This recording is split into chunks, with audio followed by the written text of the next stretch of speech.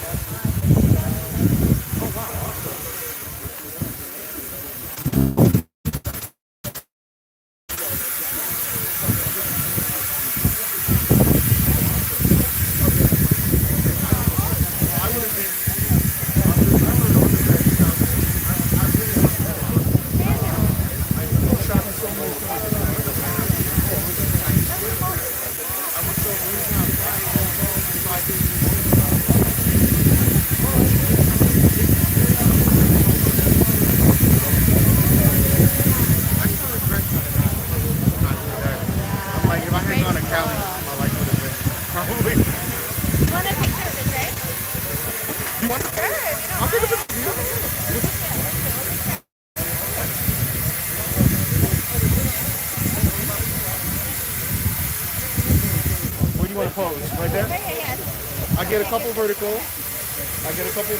I'm tapping out, and then I'll get a couple horizontal. I love your pose. You're like, what? It's a fucking train, yeah.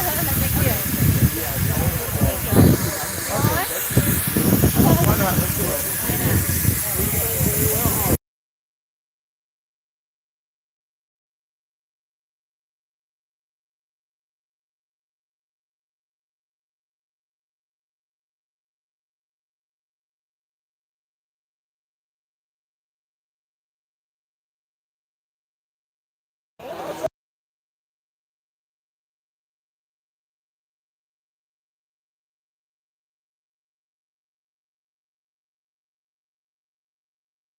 Yeah, that's why I went to school. Oh, yeah, you know people at Raleigh? Yeah, that's NC State. And then I stayed there. I was running my business, doing various hobbies for 10 years, and then I moved here. So, during that time, I traveled all over the country. I actually lived in Oakland for almost 10 years. So, that was crazy. I was staying, here's some crazy. I was staying in a warehouse.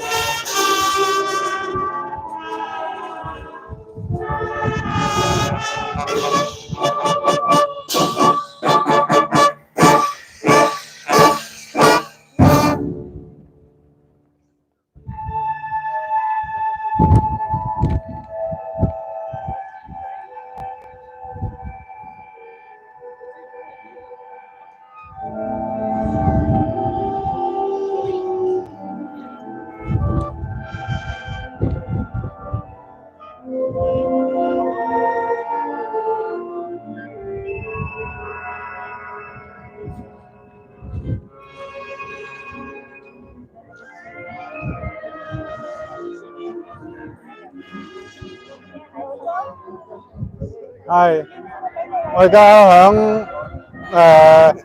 中文電台做緊直播啊，係咁有朋友阿 Leo 啊，咁佢亦都係即係鐵路華工嘅後人啊，講幾句啦好嘛，同大家。電台嘅你係啊 ，live 直播 YouTube 係啊，係啊。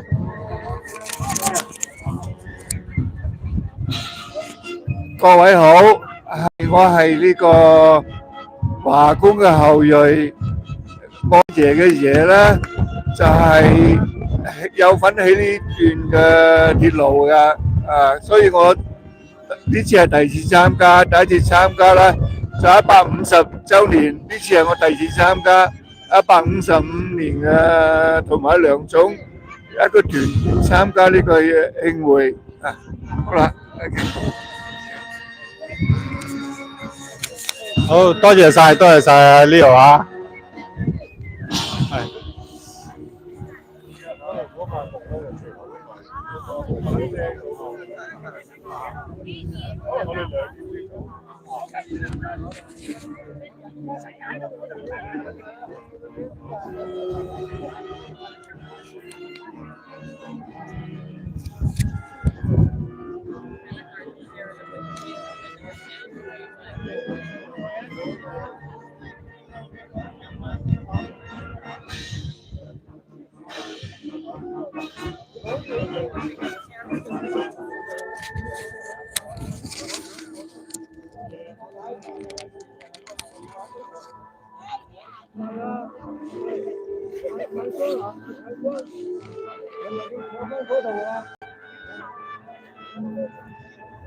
呢度咧就係一陣間會舉辦儀式嘅一個小日台啦嚇。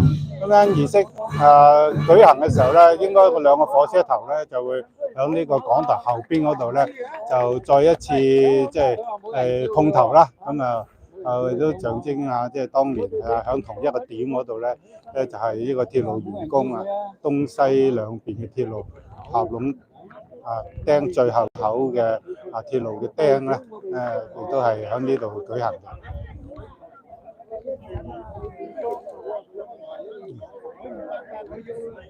咁我火車已經喺我度準備好啦。我係想知道我個聲音唔知得唔得？大家聽唔聽到我講嘢啊？OK， 唔該晒。嗰度有兩個小姐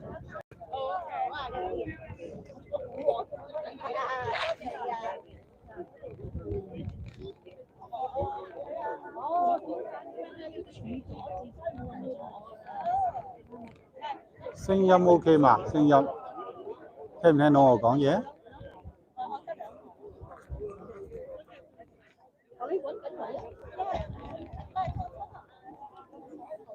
聽到啊？好 OK，good， 好，多謝大家，多謝。咁幫手我哋轉完出去啊，俾大家睇下，一齊響現場咧實況咧嚟到見證一下呢條鐵路咧，如果冇當年嘅華工咧數以萬計華工咧係冇辦法起得成嘅。咁而家所在地咧就係呢個猶他州鹽湖城，就係當年咧呢個太平洋鐵路咧合攏嘅地方。咁呢個今年係紀念咧第155週年啦，亦都係155年前咧呢條鐵路完工，喺呢度舉行咗呢個我嘅出名嘅呢個嘅鐵路完工嘅儀式。咁當年咧亦都係兩個火車頭一個來自東一個來自西，咁樣喺呢度咧就係合攏嘅。但係當年嘅呢個照片上邊就係完全係冇中國人喺上邊嘅，雖然中國人咧出咗咁多力現場有一個嘅小冊嘅，都係呢張現場當年嘅照片啦好歡樂嘅照片。但係呢照片裏邊咧，你係唔會見到有一個華人嘅面孔喺度，所以呢條鐵路咧係華人起嘅。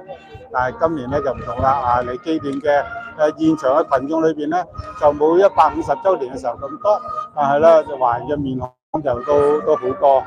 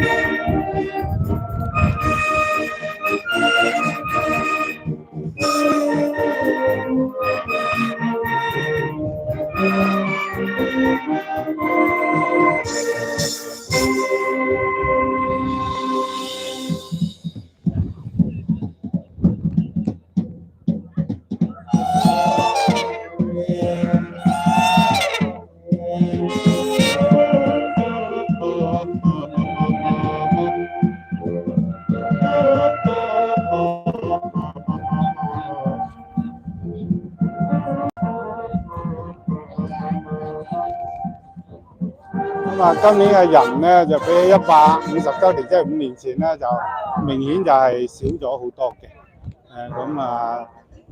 都係呢個年份嘅日子唔一樣啦，可能大家感覺唔一樣。嚟自舊金山灣區嘅都唔少嘅。仲有個別一啲俾大會安排咧，着翻當年華工中式嘅制服喺嗰度啦嚇。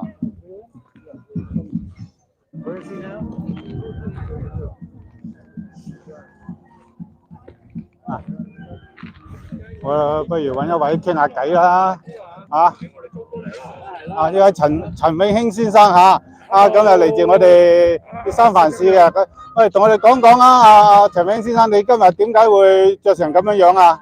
我哋今日咧就有今日有嗰個金燈節喺度，咁我哋一陣現場做表演，咁我哋三藩市咧有3個人喺現場就加入嗰個團隊嗰度。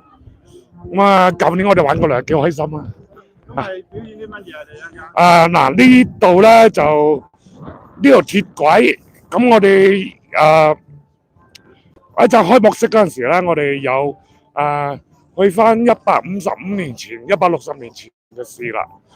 咁咧就一陣咧就放呢條鐵軌落去，然後用一條金釘釘落去，咁咧就代表中西鐵路開通，咁咧就同埋咧佢西人嗰一陣咧話就着晒埋啲古裝出嚟嘅，好好玩嘅。多謝陳永興先生啊！一陣間你又負責將呢個木枕就搬過去係嘛？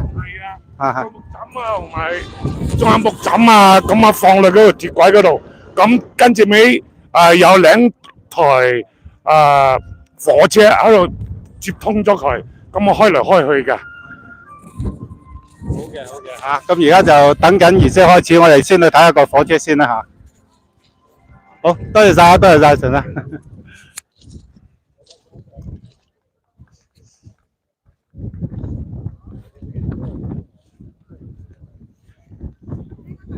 呢個咧就係當年嘅火車嚇。一陣間佢哋會駛到去，正話我哋見到嗰個嘅即係觀禮台啦，主持儀式呢個主舞台嗰度咧，就會再一次重演呢個合龍。亦都有當地一啲嘅着翻155年前嘅服裝咧嚟到進行呢個儀式有翻嗰個嘅年代感喺嗰度。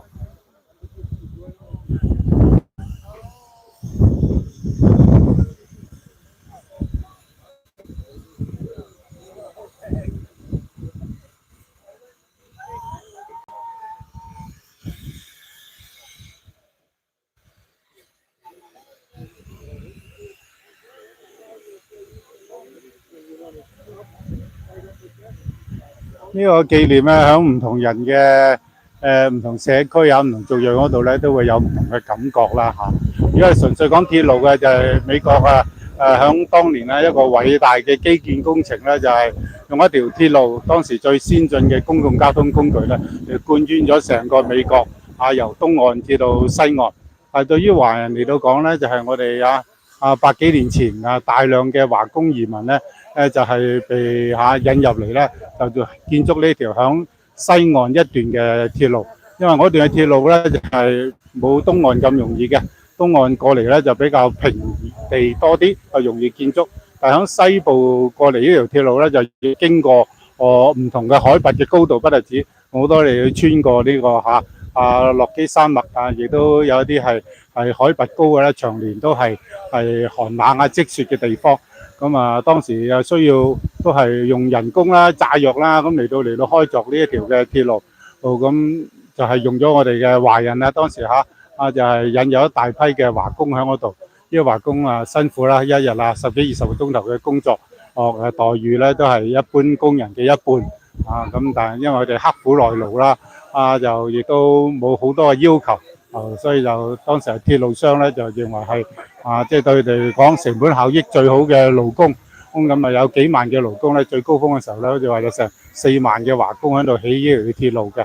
咁啊，而其中咧有超過10% 啦都係響鐵路工程期間咧就犧牲咗啦，因為病啦、工程嘅危險啦、咁各種原因啦，咁呢個嘅如果響工業嚟到講咧，呢個嘅死亡率咧其實係相當高嘅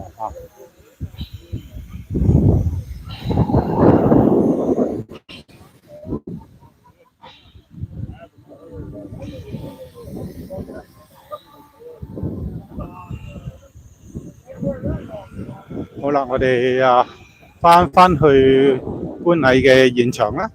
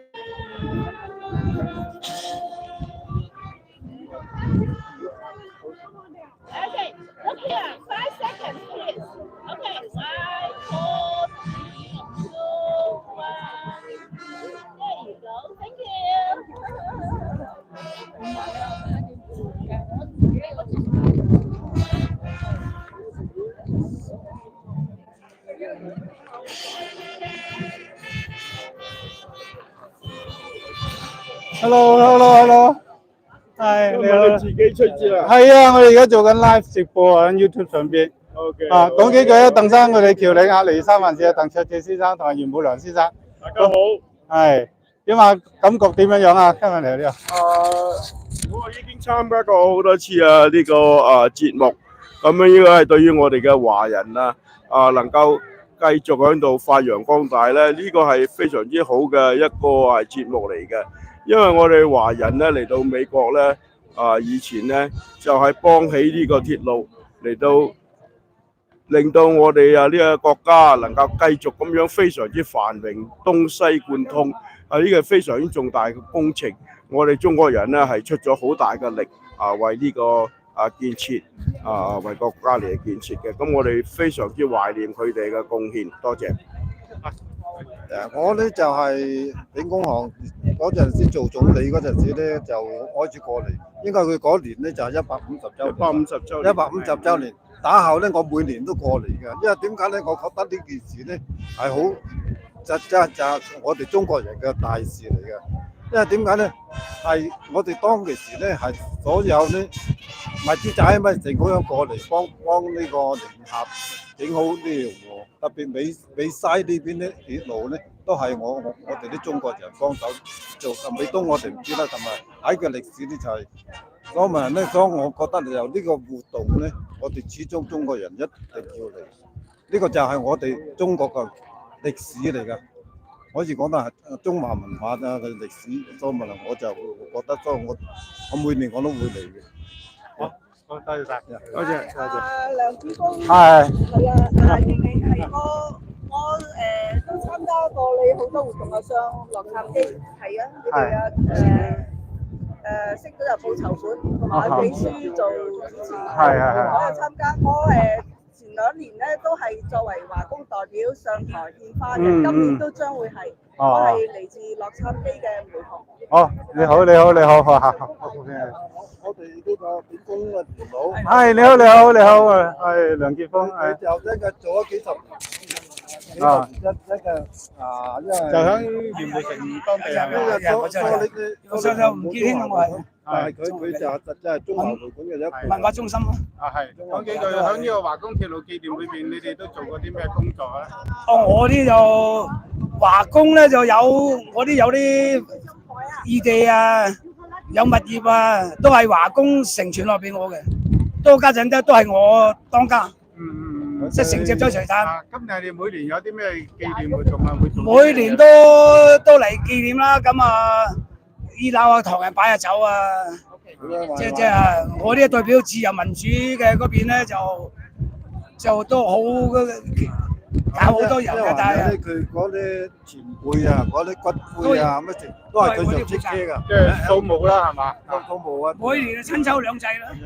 嗰個墓地咧就喺鹽湖城，我哋有墓地，有標頂，喺猶他州係唯一嘅社團有標頂，有熱地。係華工嘅墓園啦，咁嗰度大概知唔知有統計過葬咗幾多位華工先人喺嗰度咧？嗰度咧就以前咧就係5年10年一次咧，就係運翻去中國嘅。家陣咧有低嘅咧就唔多，就有。咁啊每年都我啲咧親抽兩祭。咁啊仲有啲基金喺度。仲有幾百塊地喺度，喺華工以前買落嘅。所以咁我啲係最老㗎啦，150年嘅，係嘛，150年歷史㗎啦。好嘅，好，多謝晒啊，多謝晒。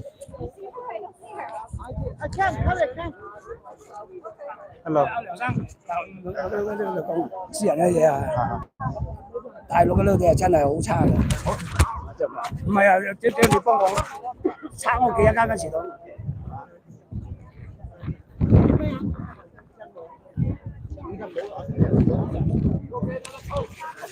係，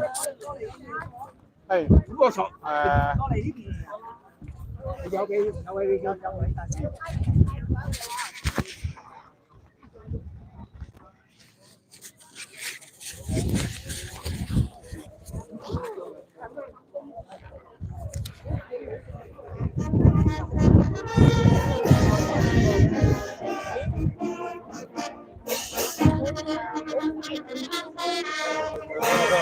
我做你 cameraman 啊！唔使，佢而家唔使啦，我而家拉出緊啦，唔使。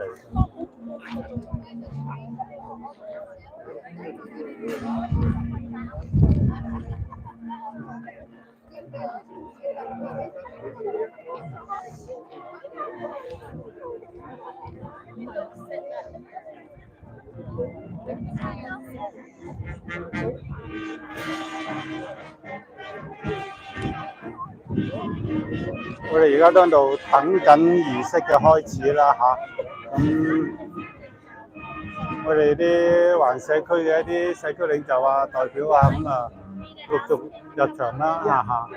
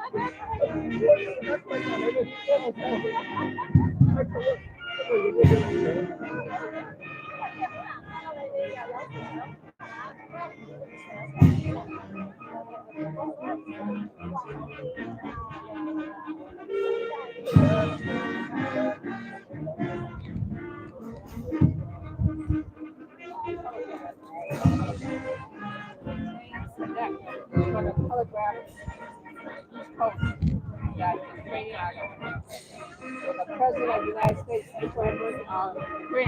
President Grant knows.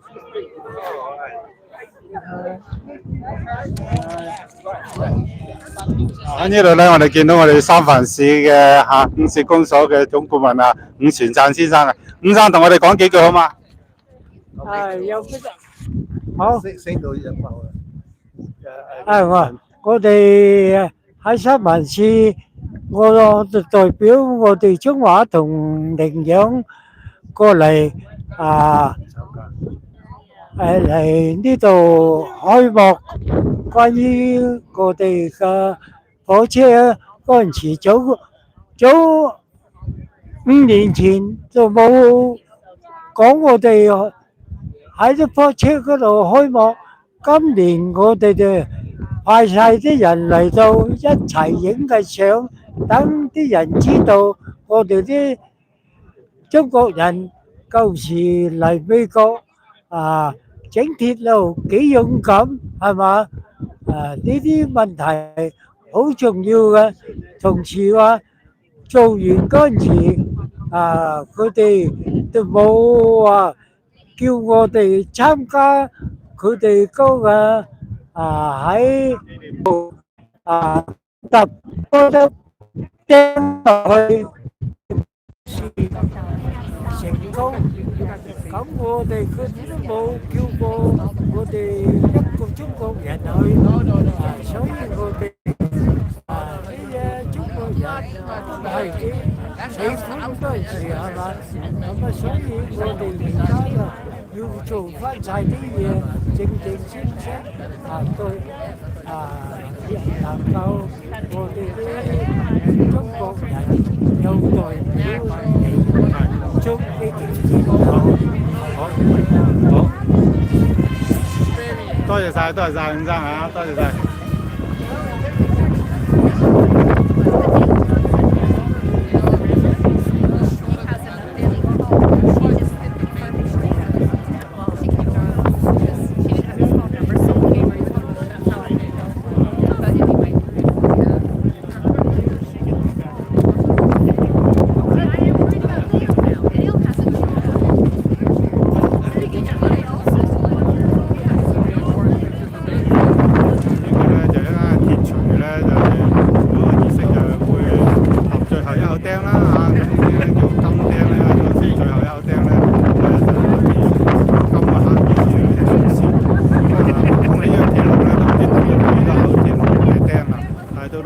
最後一口咧，當然唔會係去做啦嚇，而整個儀式裏邊都冇一位有講咧被邀請或者被安排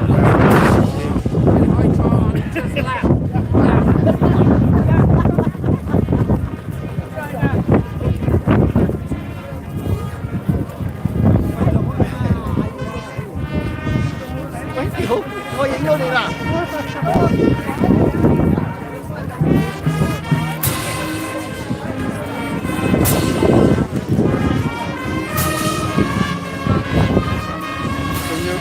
先開始喎嚇。喂，你而家係直播緊live show 所以小心啲啊。響 YouTube 咯，你邊度播啊？響 YouTube 星電視頻道咯。一出去所以冇亂講嘢啦。呢個就係我哋組織咗一個嘅旅行團啦，我哋一共係48位朋友啦嚇，就一齊嚟觀禮嘅。係啊，第2次係5年前啦，我都係5年前第一次嚟啊。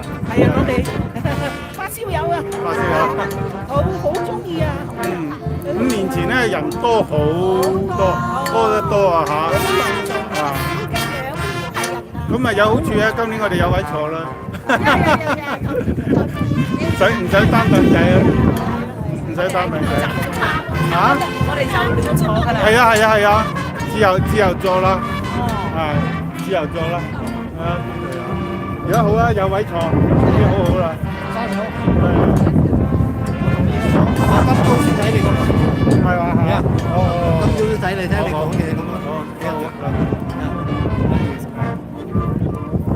我認唔到你先嘅。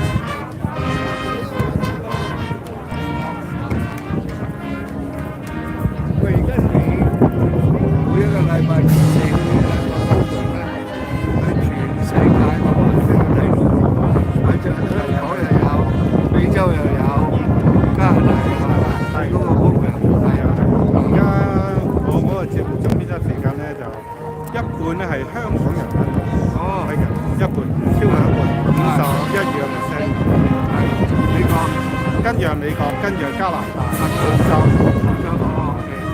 我相信條路好多人睇到咯。係啊，上咗互聯網㗎。係啊，冇咗地域限制啦。我哋好中意啊，粵飛啊，因為喺香港好出名㗎嘛。係啊。粵飛非常之好，我哋好中意。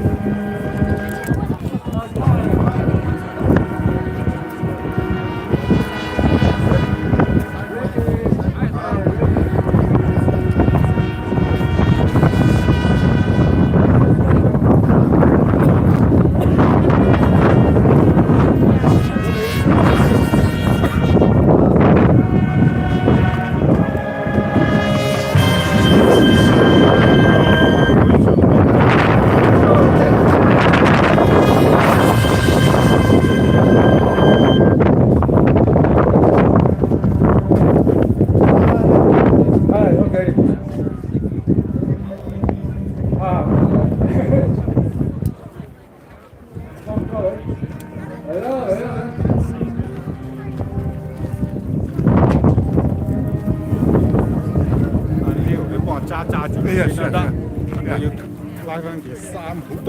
係啊。OK， 拉件衫。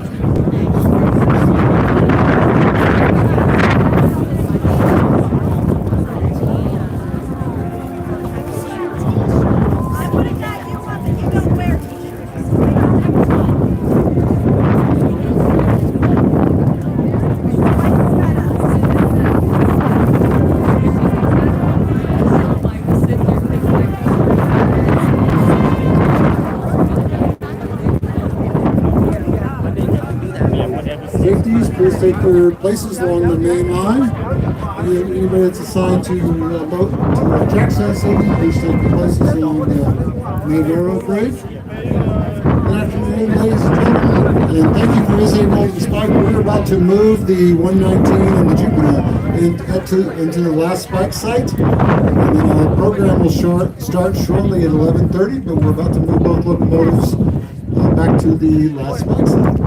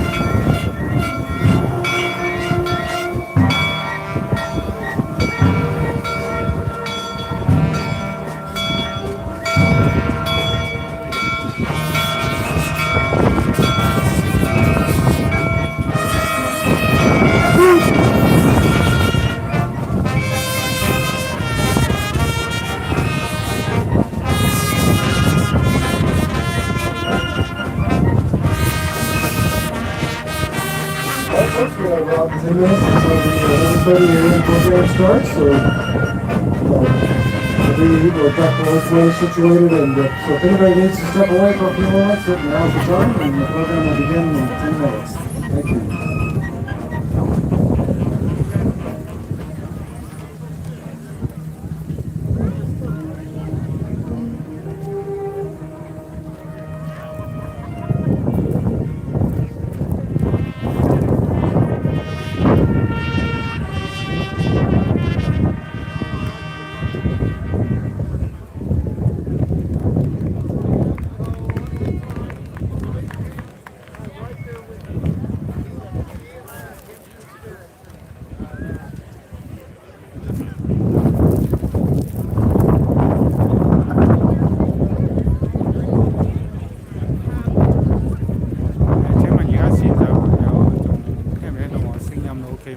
現場嘅聲音你聽唔聽到啊？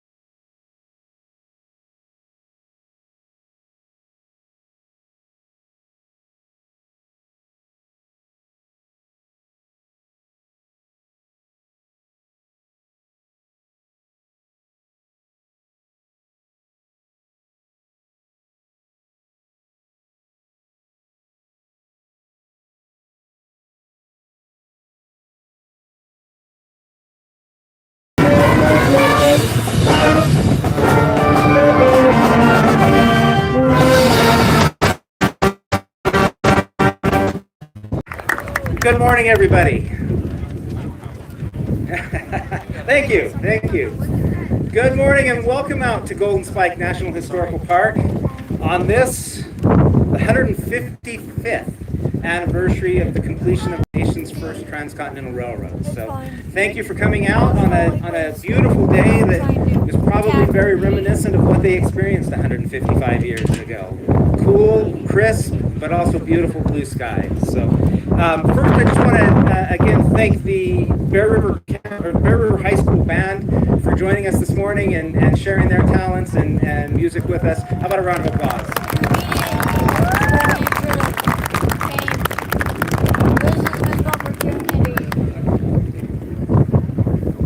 So this morning, to begin our program, I'd like to recognize that Golden Spike National Historical Park resides on the ancestral, traditional, and contemporary lands of the northwestern band of the Shoshone Nation.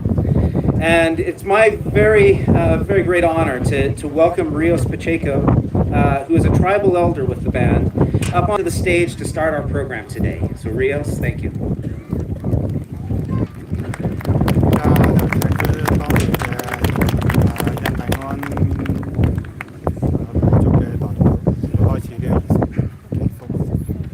Nukachi Sikandavi Nazana Singa Sikambi Sik oil Stama Honey Madogachi. No, we am a Siktama Nani Nation Day Mondoy Ugachi Sikandavi. Tamapa Ugachi Siktamanua the Mahani when Ugachi Siktamanua Sogok Dama we winning Siktama we high boom moving Siktama we Zan Mahani when Ugachi. Oil of Siktama we Chinaman mean just a new and just a two type on Siktama oil stama honey window Ugachi Siktama we damapa damananga Ugachi Siktama Sogok Damazan Nusuga window Siktama Doya be Zan Damahani window Ugachi Sik just damapa the movies Damadura on a Zan Nusuga window Ugachi Sik just a nano and a Siktama Sinaman Zama Nusuga window Ugachi Sik when the mapper Mananga to Gucci Siktama Degokan. When we Damazan Nuska window Uguchi Sikandabi. Siktama we Zad Damahani window Uguchi Damadegni Sik Brandon Zama honey window Uguchi Siktama we Zan Nusinga window Uguchi Sik Damui Damazan Damanisinga Siktama oil Destama Sundi High Uguchi Damapa. When the mapper Damananga to Gucci Damanuisogo Damazan Nusinga window Damamaguna Zan Nusinga window. Una damapa, Surundamasin Bia Magana, Damabahu Magana, Damazan Nusinga, Sikdama oil, the Stama, Zan Nusinga and Oegachi, the Stamadura and Zan Nusinga, the Stama Nuana, the Stama Nana Nuana, Abishan Goip, Mamaguna, Zan Nusinga and Oegachi, Sikdama Uha Mugona, Woving Zama Honey and Oegachi. Iguchi Siktama oil the Stama honey window. Una damapa Ramananga to Gucci Sikandabi. Una dua dama Degokan of Surundumas and dua Jesus Christ dama Degopa. The Muizan Nusinga damapa and Nanga to Gucci Sik. Osana damapa, Osan dama Bashan Degoma. Osana. Stand on is where my mother's people and our ancestors have traveled through this land. We foraged in this land.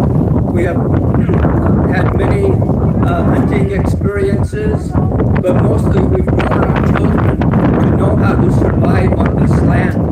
Even though you may see there's not much, there's great value to this land. Every plant has a reason. Every plant is a way to provide food for us. Every plant helps us to keep our bodies strong. It's a medicine for our people. We call that natsum, sa natsum. That's a good medicine. One of the ones you see as you came in is the sagebrush.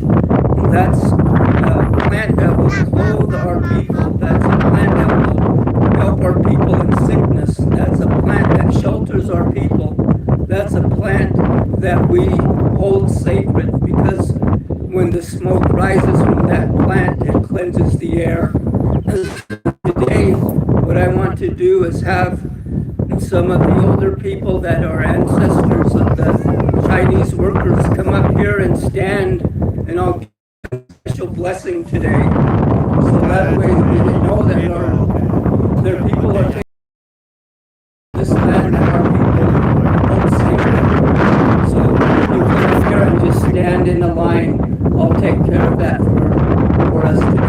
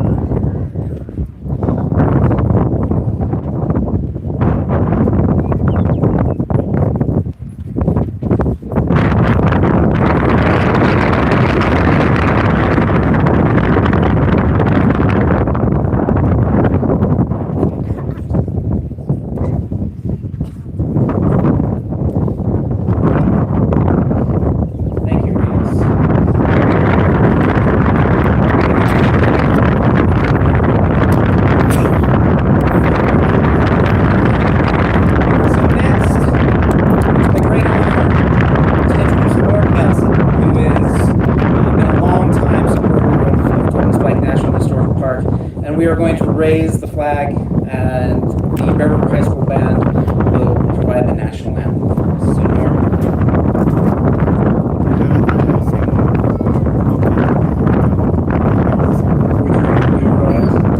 Does somebody happen to have a flag? We don't have a flag to put up on the pole. Anybody happen to bring a flag with them? You got one over here? No, we got one over here, right over here. No. Show them on the other side. Just hang on, we'll get it here in a minute.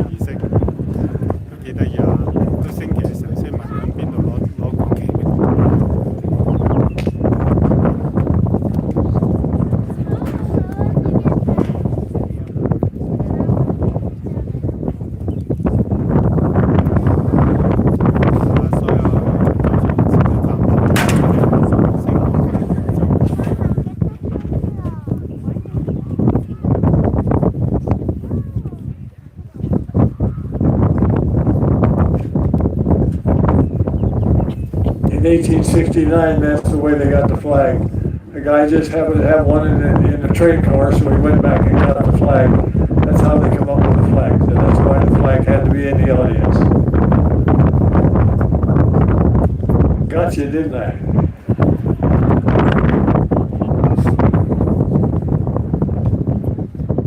Present.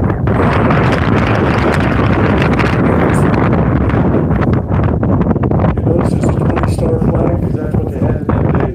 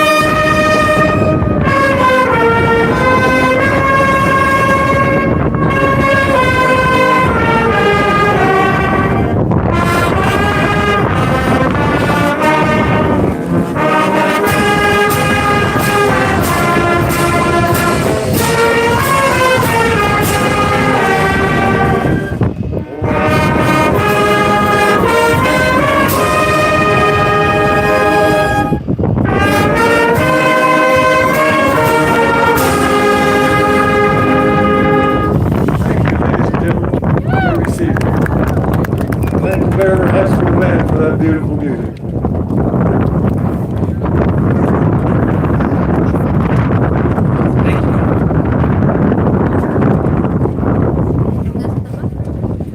So for those of you who have a program, much like happened 155 years ago, we're going to deviate. And as Norm mentioned, we only have a 20-star flag. So I think it is very appropriate that today we are singing the program just like they did. So it's with my great honor that I'd like to introduce Margaret Lee. And Margaret's the chair of the Chinese Railroad Assistance Association, which is the great grant the Chinese Railroad Worker Margaret's a great Margaret, and it's my pleasure to introduce her and have her introduce our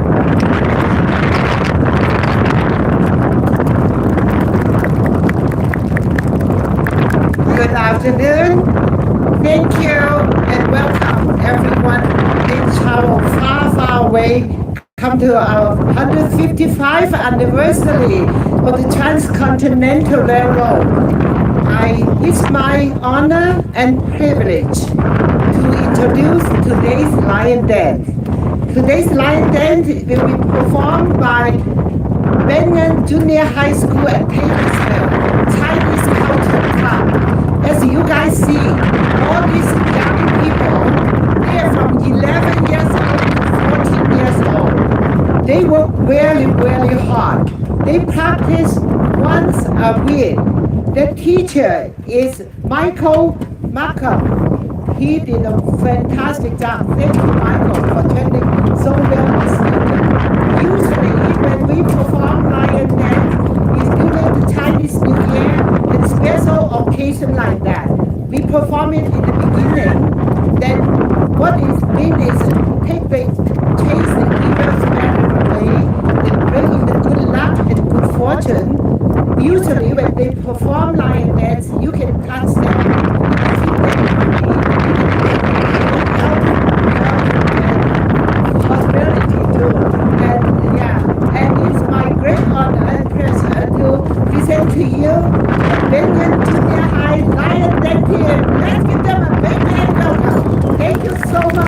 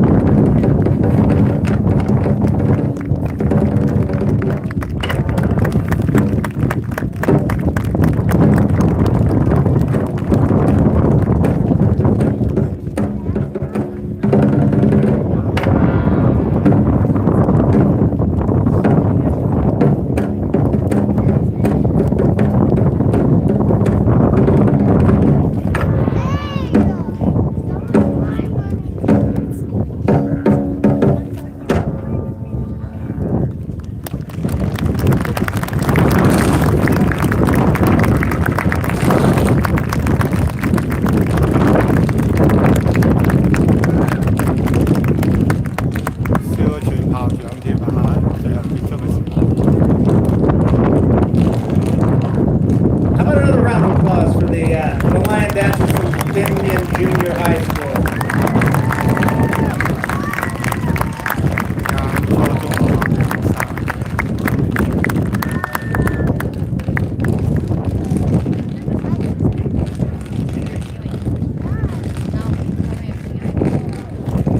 Thank you.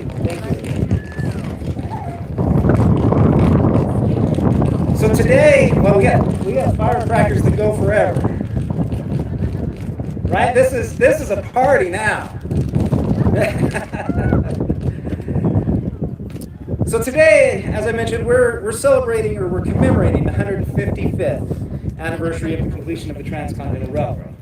And here at the National Park Service and at Golden Spike National Historical Park, sometimes we like to say that we're the nation's storytellers. And here at Golden Spike, we're telling the story of the Transcontinental Railroad. And it's an amazing story. But it's also a story of great contradictions. It's the story of a very visionary men who found fame, who found fortune, who were very wealthy, who lived in a life of comfort. But it's also the story of men along the line who were struggling to build it, who were risking their lives every day, who lived in small shelters in the freezing cold. It's a story of the rise of one nation, the United States of America, but the rise of that nation came at the cost of many other nations who already called this place home. It's the story of thousands of immigrant workers who were invited to come to the United States because of their labor. But once they got here, it's the story of, in many cases, a place where we didn't want them because of the color of their skin or because of their traditions or perhaps their culture. So the Transcontinental Railroad and the stories that we tell, they offer us opportunities to celebrate, but they also offer us opportunities to stop and reflect and think about things that maybe we would do different today. And the important thing is, as you just saw, it's not a story that's frozen in time. It's a story that continues to live on every single day. So at Golden Spike, I started off by saying the National Park Service, we like to say we're the storytellers, but today we are not, and that's just fine with me. Today we have a very diverse group of people who have decided to come and join us to tell their story. And so I'd like to just take a moment to recognize them. We started our program today with the Northwestern Band of the Shoshone Nation, and I'd like to thank them for their willingness to come and share their story. The Chinese Descendant the Chinese Railroad Workers Descendants Association, there I get it. Again, tremendous partners, and here to share their story and the story of their ancestors and the things that they did. You're going to hear from the Hibernian Society of Utah today to talk a little bit about the Irish and their contributions to the railroad. The Golden Spike Association has been a very long time partner who help us every year to make sure that we have this fine-looking cast of characters, and they are characters, here to relive a moment that's been relived here at Golden Spike for many, many years. Binion Junior High, who came and shared their talents as lion dancers. The Golden Spike Foundation helped us tell this story. Box Elder County, we have some commissioners here today, but we also have their county tourism department that really helps us out. The Bear River High School Band. And then, I would be remiss, we have two very shiny, beautiful locomotives behind us. And that takes a lot of talent, a lot of skill, and not just that, but running this visitor center and running this park every day. The staff of Golden Spike National Historical Park and our volunteers all do an amazing job in helping us tell the story. So how about a round of applause for our partners?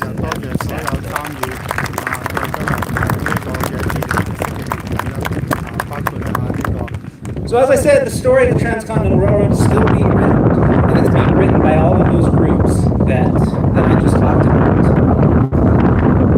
It's also being written by each one of you, right? The fact that you have come here today to experience this, to learn, to understand. And we would invite you, as you leave the park today, to stop by our interpretive shelter on the side of the visitor center and fill out a little note that talks about why is this story important to you? What are the stories that should be told of the Transcontinental? And just real quickly, I will share mine. So I grew up in Kaysville, Utah, just down the road from here. And my grandmother lived in Port River.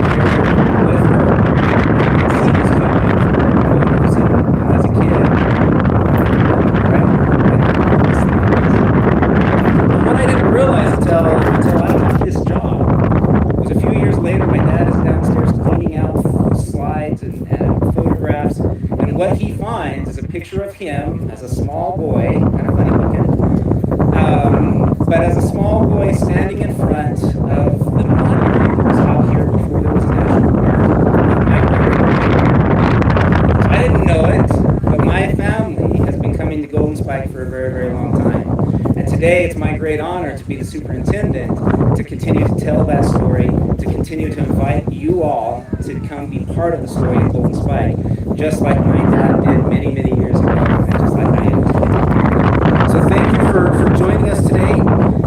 And with that, it's my honor to introduce Senator Karen Kwan. Senator Kwan is proud to be the first Chinese American in the state legislature. She's actually the only Chinese American to be there.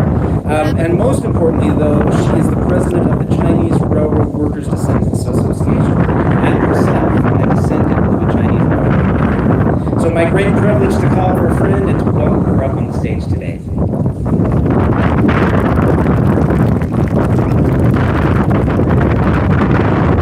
Thank you so much. It's so good to see all of you. Superintendent Flynn took my speech, so I'll just wing it. So, no problem at all. I do want to recognize one of my colleagues, Senator Sandel, who is here, a great colleague and a supporter, of course, of Golden Spike, but also of the Chinese Railroad Workers Descendants Association. Thank you, Senator Sandel, for all of your stewardship of the area and also of my heritage. You can clap if you want. It's all right.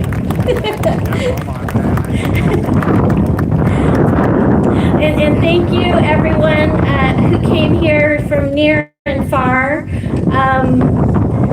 See, I need to jump down my speech because I'm not kidding. He really did take my speech. No, it's fine. It is fine. It is my pleasure and honor to speak with you today. Many descendants, as you saw here, we have many descendants in the audience from all ethnic and religious backgrounds. Many of you are here from many generations ago and still in the area. Some have come from out of state. I know that we have people like the Transcontinental Railroad. We have people who came from the east. We have people who came from the west, and also people from China. And we're meeting right here in Utah. And how apropos that is on today, the 155th anniversary, to meet right here in the meeting of the railroads. I come to you today with a letter from Chris Liu. He is the U.S. Ambassador to the United Nations for Management and Reform. And I'll start by reading his letter.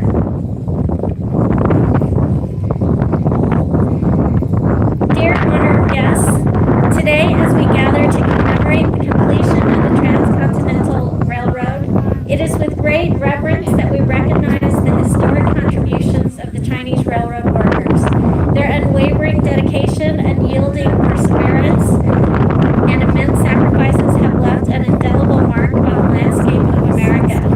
One of my greatest honors in public service was inducting the Chinese railroad workers into the Department of Labor Hall of Honor when I served as the U.S. Deputy Secretary of Labor.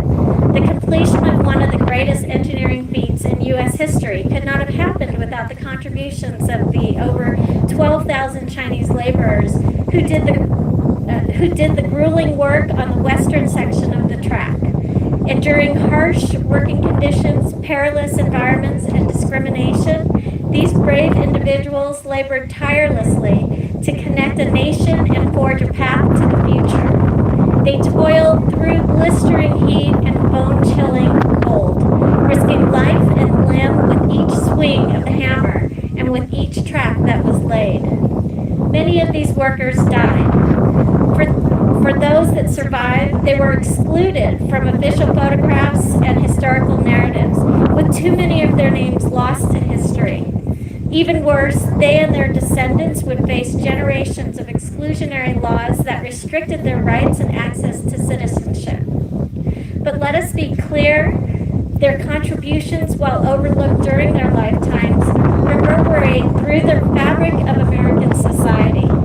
So let us continue to elevate their stories and pay homage to their enduring legacy. By acknowledging past wrongs, we can honor the magnitude of their contributions and pave the way for a more just and equitable future. Sincerely, Chris Liu, U.S. Ambassador to the United Nations for for management and report.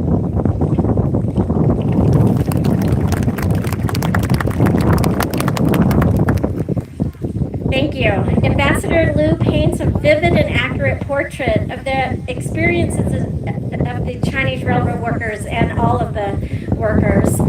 Harsh conditions, harsh working environment, grueling work, low pay, prejudice, discrimination, harassment, and violence. And just 13 years after that, after the completion, the Chinese Exclusion Act of 1882, which excluded Chinese from having citizenship. Even so, they did their work in a dedicated manner, and they took pride in their work. And evidence of that is the 10 miles laid in one day, led by the Chinese workers, a feat that had never been done before and will never ever be matched. As I read Ambassador Liu's letter, I imagine my own ancestor, my great-great-grandmother, grandmother, mother and her siblings, and my siblings and I were all born in California, coming from the Stockton area. And I'm proud to actually say that this next generation, many of them are born in Utah, and I hope that they stay in Utah.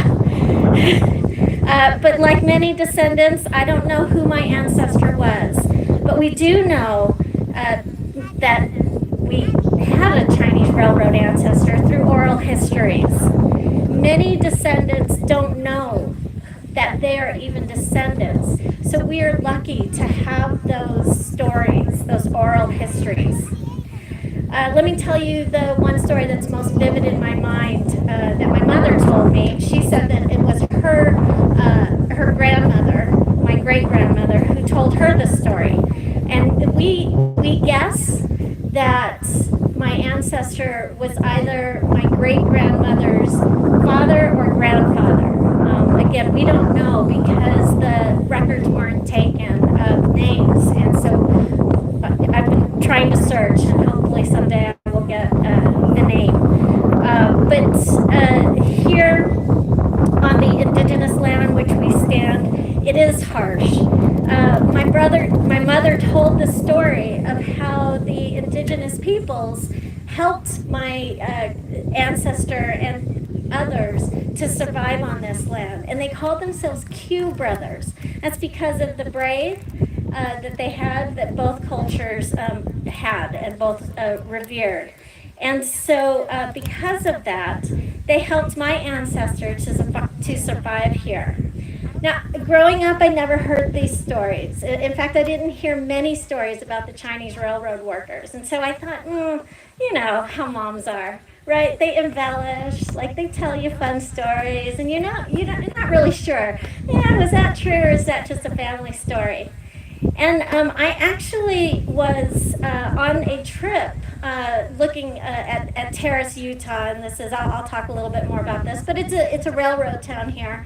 And I happened to be in a car with somebody, it was a BYU professor, and he mentioned about the indigenous peoples that were there being friendly with and actually intermarrying with some of the Chinese. And I just was, wow, my mom's story, and I just burst into tears because it meant that the stories were true.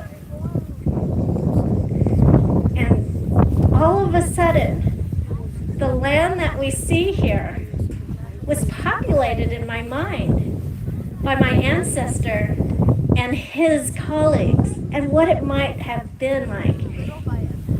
And I thought how important it is for us to continue to learn about the stories and continue to talk about these stories, and how important it is for us to be telling these stories. And again, thank you, Superintendent Flint, for focusing and allowing us to have our voices and our stories be told.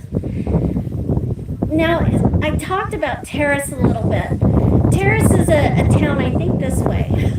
It's a couple of hours this way. It's very remote. It's, you know, there's no bathrooms out there, so yeah. But it was a really great trip. Now, this is important because of we are studying Terrace right now. We've had the very first archaeological dig of a Chinese railroad worker home, and that just happened in the last few years. And the things that we're learning is giving evidence to many of the stories that we all have. Dr. Chris Merritt, the Utah State Historic Preservation archaeologist, he's the one that led that first trip that I took out to Terrace, and he also led the archaeological dig. And what we do know also about the railroad workers, the Chinese railroad workers, is yes, they did have the hardest work for the least pay, but they also had to provide their own food. And because of that, the food was shipped from China into San Francisco and then by train over to where they were. Now, what we're learning from Terrace is that there is evidence of the foods that they ate and the medicines that they brought. We have found, or they have found, I make it sound like I was out there actually. We do have people here in the audience who were out there helping with the dig, and thank you for that. But they found Chinese melon seeds, they found peanut and coconut shells, they found fish bones that are not found in Utah, so we know that they were bringing it in and again gives evidence to this. They found medicine bottles. They're just still learning, still researching this. And by the way, speaking of medicine, many of the Chinese who are here in the audience know about the Chinese eel medicine. Right? I'm sure that there's a better name for it, but there's a medicine that helps with aches and pains, and it is made with the fatty acid of a Chinese eel. There's a reason for this story, I promise, but you've all heard a snake oil salesman? You ever hear that? Yeah. So that came from people who tried to sell fake Chinese medicine.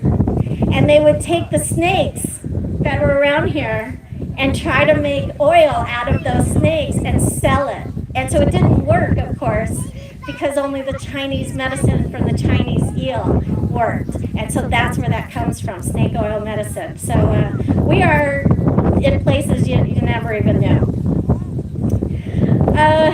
Another interesting thing here is that you can find descendants of the flora and fauna from our ancestors. There are goji berry bushes that just grow wild out here. Some of us have some in our yards because there are some gardeners who sell them, and they're out here.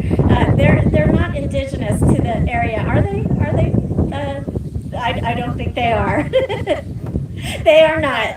Let me just say they are not. But those came from 155 years ago.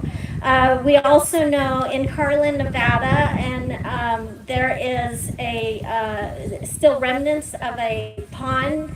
And Carlin is not too far. It's still on the it's on the grade, the railroad grade. There is a pond with fish that are descendants of the Chinese railroad workers, and there are gardens there as well. So we know that they farmed and they fished, they survived in that way. And by the way, Carlin, Nevada, and we have somebody here, some people here from Carlin, Nevada. Lee Jews is here, and she had been, she is one of our champions. We found by accident, I say we, but the town of Carlin found by accident 13 Chinese railroad workers several years ago, 25 plus years ago. And these railroad workers, they were found interned. And it was by accident. There was a building that was being built, so we were able to intern them. Now we know that they were supposed to get sent back to China just as other railroad workers were, because they had their the brick that talked about where their village was. But what we learned about them was so interesting, because we found evidence that they lived a hard life and that they healed. So everything that we've talked about we're seeing more and more evidence of this. They also have Western dress on and Chinese dress on, talking about the assimilation that we had way back 155 years ago. So Carlin and Terrace, they're still there. Anybody can go see it. As I said, it is quite remote. It was the largest, Terrace was the largest railroad town of its day. But conditions are harsh, so if you decide to go see it, please take care. Looting and vandalism has destroyed much out there. Many artifacts were taken, and once something is taken from the ground, it no longer tells the story. And so what happens is we lose our history facts. I do want to mention that May 10th it's important that it's the other way around. This is Asian American, Native Hawaiian, Pacific Islander Month, and it is set in May because of this railroad, the Golden Spike. It happened in the 70s. Two Chinese women and both descendants, spoke to a congressman again in the 70s and talked about the harsh conditions that their ancestors went through. Jeannie Ju tells the story of how her great-great-grandfather endured not only the harshness of the railroad work, but the discrimination and passed through Congress a week at that time. Since the 1970s, it has grown to a month. So please make sure that you celebrate this month as we celebrate also. I also wanted to talk about, in 2019, I passed the resolution to honor our railroad workers. This is for past, present, and future. Every year, I try to make sure that we celebrate as we celebrate the anniversary. And what I'd like to do is finish by talking about how important it is to honor those that are current railroad workers as well as future. And so I am going to end here, and I will introduce Scott Weeks. And Scott is going to introduce himself because I lost my notes. So everybody, thank you so much.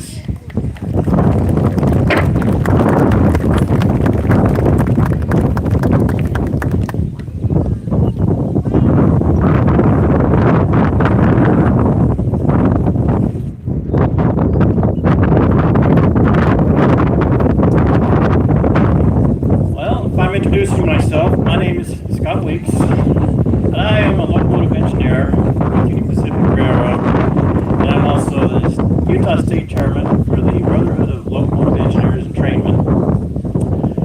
By the way, that is the oldest union in the United States of America, and it's older than the Transcontinental right here. Now, like Brandon was saying earlier, falling in love with locomotives, you know, what kid doesn't fall in love with a locomotive? And I was no different. You know, I spent a lot of time growing up in South Salt Lake near the Rio Grande Yard.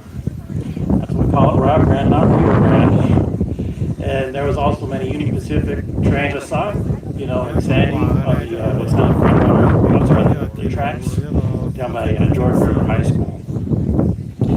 You know, seeing the trains, I always gave the crews a wave. Asked for a toot from the engineer by pumping my arm. And I always thought what a fun job that would be. So 20 years ago, I did hire into train service as a conductor with Union Pacific. 20 years ago this week, by the way. And 2 years later, I took promotion into engine service, becoming a locomotive engineer. And I found out that it is, in fact, a fun job waving to the kids in front of the locomotive, honking the horn at them. So a few years later, I became involved in the union as an officer, my railroad world expanded immensely. I just started out just wanting to drive trains. Then I found myself representing fellow workers, my brothers and sisters at the railroad, as the Utah State Chairman of the Brotherhood of Locomotive Engineers and Trainmen.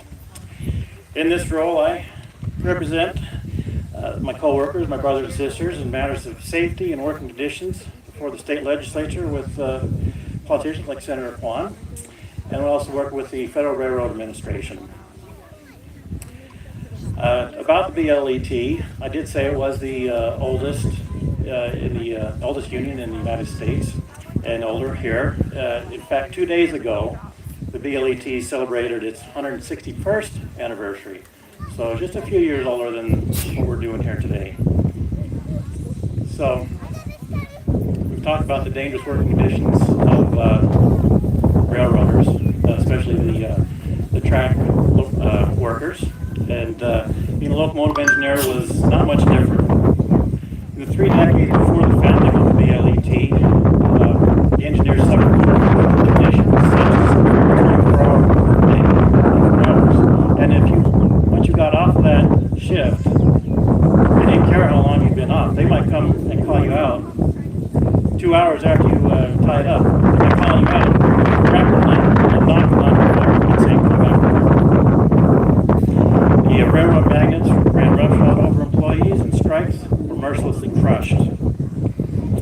So the organization was formed in the early 1860s when locomotive engineers in the Michigan Central Railroad became discouraged with pay cuts and arbitrary dismissal of their firemen. Firemen's a skilled craft back then, and today these guys will tell you that it's a very important job. And just get rid of them mercilessly and capriciously is not doing anybody any good. Locomotive engineers at Michigan Central were paid $50 a month on the condition that they ran at least 2,500 miles, and they didn't care how long that time took. If it's 5 days, you get 1 day off maybe, now you're going to get your $60. Several attempts to organize locomotive engineers were made between 1855 and 1860. Then finally in 1863, May 8th, the engineers founded the Brotherhood of the Footboard, which they changed a year later the name to the Brotherhood of Locomotive Engineers. And then just a few years ago, that name changed again when we merged with the Teamsters, Brotherhood of Locomotive Engineers and Trainmen now. So in addition to wages and working hours, the union fought to improve hazardous working conditions. We're talking about dangerous conditions, as we stated earlier, but the craft of the locomotive engineer was considered so hazardous that an engineer could be refused a regular life insurance policy just because he was a locomotive engineer. Think about paying higher premiums, they're just not even going to talk to you. In cooperation with other railroad unions, the BLET spearheaded the drive to make the 24-hour workday legal. In 1907, this was accomplished with the Hours of Service Act, which set a 16-hour maximum. Today, we still are bound by our hours of service, although it's now just 12 hours. Brotherhood Locomotive Engineers and other railroad unions lobbied for what became the Adamson Act in 1916, which brought the 8-hour day for non-government employees and federal rules for overtime pay. The 8-hour workday and overtime pay have since become the standard for employees in the United States. Heightened workplace safety for the shipping and traveling public has also been an important goal with the BLE. Legislative activities by the BLE and other railroad and other statutes which allowed employees to remove defective or potentially dangerous equipment from service. Now these efforts are providing for the safety not only of the railroad workers, but also the communities where the trains are operating. Let's talk about trains in Utah today. Of course, a few years ago, during the pandemic, railroaders, or among others, were considered essential workers during the pandemic. We remain so today. I think we've caught up with our supplying toilet paper to everybody. Don't blame me on that back then. We continue to fight for heightened safety for the communities we serve by identifying hazardous practices and conditions on the job. We're moving freight and passengers safely and efficiently across the state and across the nation. Now, keeping communities safe is very important to us because 8 freight railroads in Utah move about 16 million tons across the state annually. That's as much as 900,000 semi-trucks. So one car on a train can haul up to 3 trucks worth of freight. One train might take 300 trucks off of one train. So that's a lot of freight moving through Utah on the rails. That's also a lot of traffic removed from the highways. That's a lot of reduction of wear and tear on the infrastructure, and a lot of reduction in the air pollution that we're all concerned about here in Utah.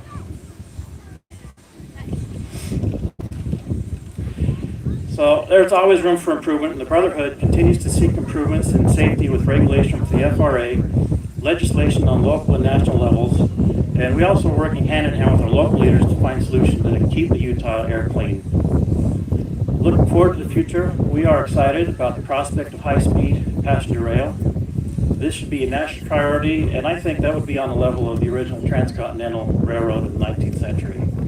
And I think, in closing, the theme of today is that railroading's a family affair. And, you know, I had great uncles working as engineers over in Helper on the Rio Grande, Denver and Rio Grande. I have cousins working with me today on the Union Pacific Railroad. And, of course, I consider all my co-workers, whether they're on the train with me or they're in the yard or they're in the mechanical forces fixing and repairing, they're all my brothers and sisters. So, but in the meantime, give us a wave, ask for a toot, we'll blow that horn for you. Thank you.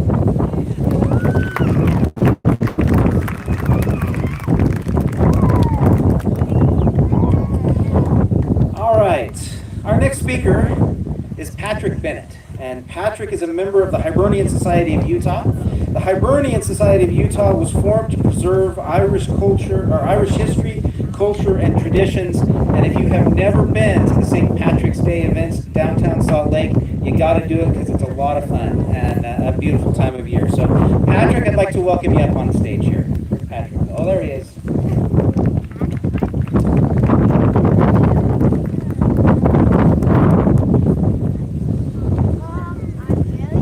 Good afternoon, everyone. It is a nice day out, and I'm glad to be here. If we're lucky, I'll get through the speech. If we're really lucky, it will blow away. I'm told if I go over, there's a gentleman with a sidearm over here who's not going to have any of it. And I hope you'll telegraph the good parts of these talks to the rest of the nation here. Telegraph operator. So, first of all, I want to say thank you to the National Park Service. I'm especially grateful to Brandon Flint and Justin Glasgow, who have invited us a few years ago to participate and to be able to communicate with all of you the place of the Irish in the railroad. I'm grateful to have new friends among the Chinese. You guys have such a fantastic organization. So many people here with such enthusiasm. I need to go back to the Irish and say we're getting outdone on this thing. So, and I've enjoyed my friendships with Darren Perry and the others of the Northwestern Band of the Shoshone Nation. I'm really grateful to understand their perspectives, and I'm so grateful to have this time without any sort of agenda. It's just an agenda of my own to explain the Irish role here on the Transcontinental Railroad. It gives me a great feeling of inclusion, and I would like to be able to use that feeling and honor my ancestors, as well as all the other ancestors who never felt included before. In fact, they were excluded, right? And what a cathartic moment to be able to communicate with all of you some of our perspectives. So, and before I get further into the talk here, I wanted to explain a little bit about the Hibernian Society. Not many people know what the name Hibernian is or where it came from. Hibernia was the name that Julius Caesar gave to the island of Ireland when he passed by England. Didn't even see Ireland, but like 50 BC. So we're the Hibernians. It's the Latin version of Irish. And by the way, speaking of inclusion, I was taking some notes during some of the other speeches here. Not only did the Transcontinental Railroad unite the rails and unite our nation, but little did they know 155 years ago They were uniting nations. They were uniting the Irish nation with the Chinese nation, with the Shoshone nation, with the American nation. And what a great legacy to have. I'm so grateful to be partnered with all of you. Anyway, the Hibernian Society, we did put on the St. Patrick's Day Parade. Let me ask you this. How many people here know that they have some Irish in their DNA? How many people know? Okay. The rest of you probably have it and just don't know it yet. So, and rest assured, when you come out to St. Patrick's Day in downtown Salt Lake City, everyone's Irish on that day. It's a fantastic day. The Hibernian Society, our mission is to promote Irish culture here in Utah, and we do more than just the St. Patrick's Day Parade. Just a week ago, we hosted our Irish Poetry Night, which dates back to, I just learned this last week actually, to the 1800s, well before the modern founding of the Hibernian Society back in 1978. And we do more than just those things. We do other outreach programs such as the Ulster Project, where we help sponsor youth that come from Northern Ireland, both Irish and Catholic. They come here and spend a month to get to know each other and to build bridges in their community back home while they're here in Utah. We also have a fall festival we call Samhain. Did you know that Halloween is actually Irish in origin? All Hallows Eve. We have jack-o'-lanterns, okay? So that tradition goes back to 3,500 years ago. And so we try to recreate that celebration in October. So if you want to learn more, go to irishinutah.com and you'll be able to find out all that we're up to. Going further, I just want to give a brief introduction to myself.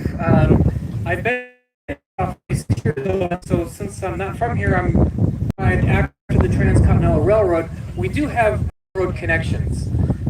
When my grandfather left Ireland, it was because they just couldn't afford to keep him there. And he boarded a train in his small town of New Ross in County Wexford in the southeast of Ireland. He boarded a train and said goodbye to his parents and unfortunately never saw them again, which was common for most anybody who migrated from anywhere, whether it was China or Ireland or anywhere else before that time.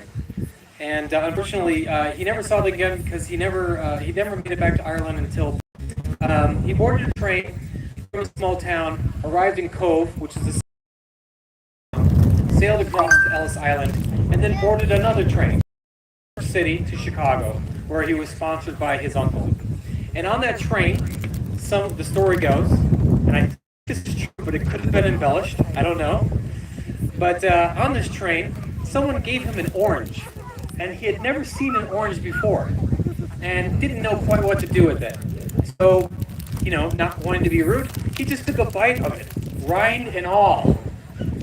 Wasn't really impressed with the produce here in America, I guess. Arrived in Chicago, and one of his first jobs was on the railroad as a switchman in the train yards. In fact, in the Social Security Death Index, you can look up his name. His Social Security number was issued by the Railroad Board.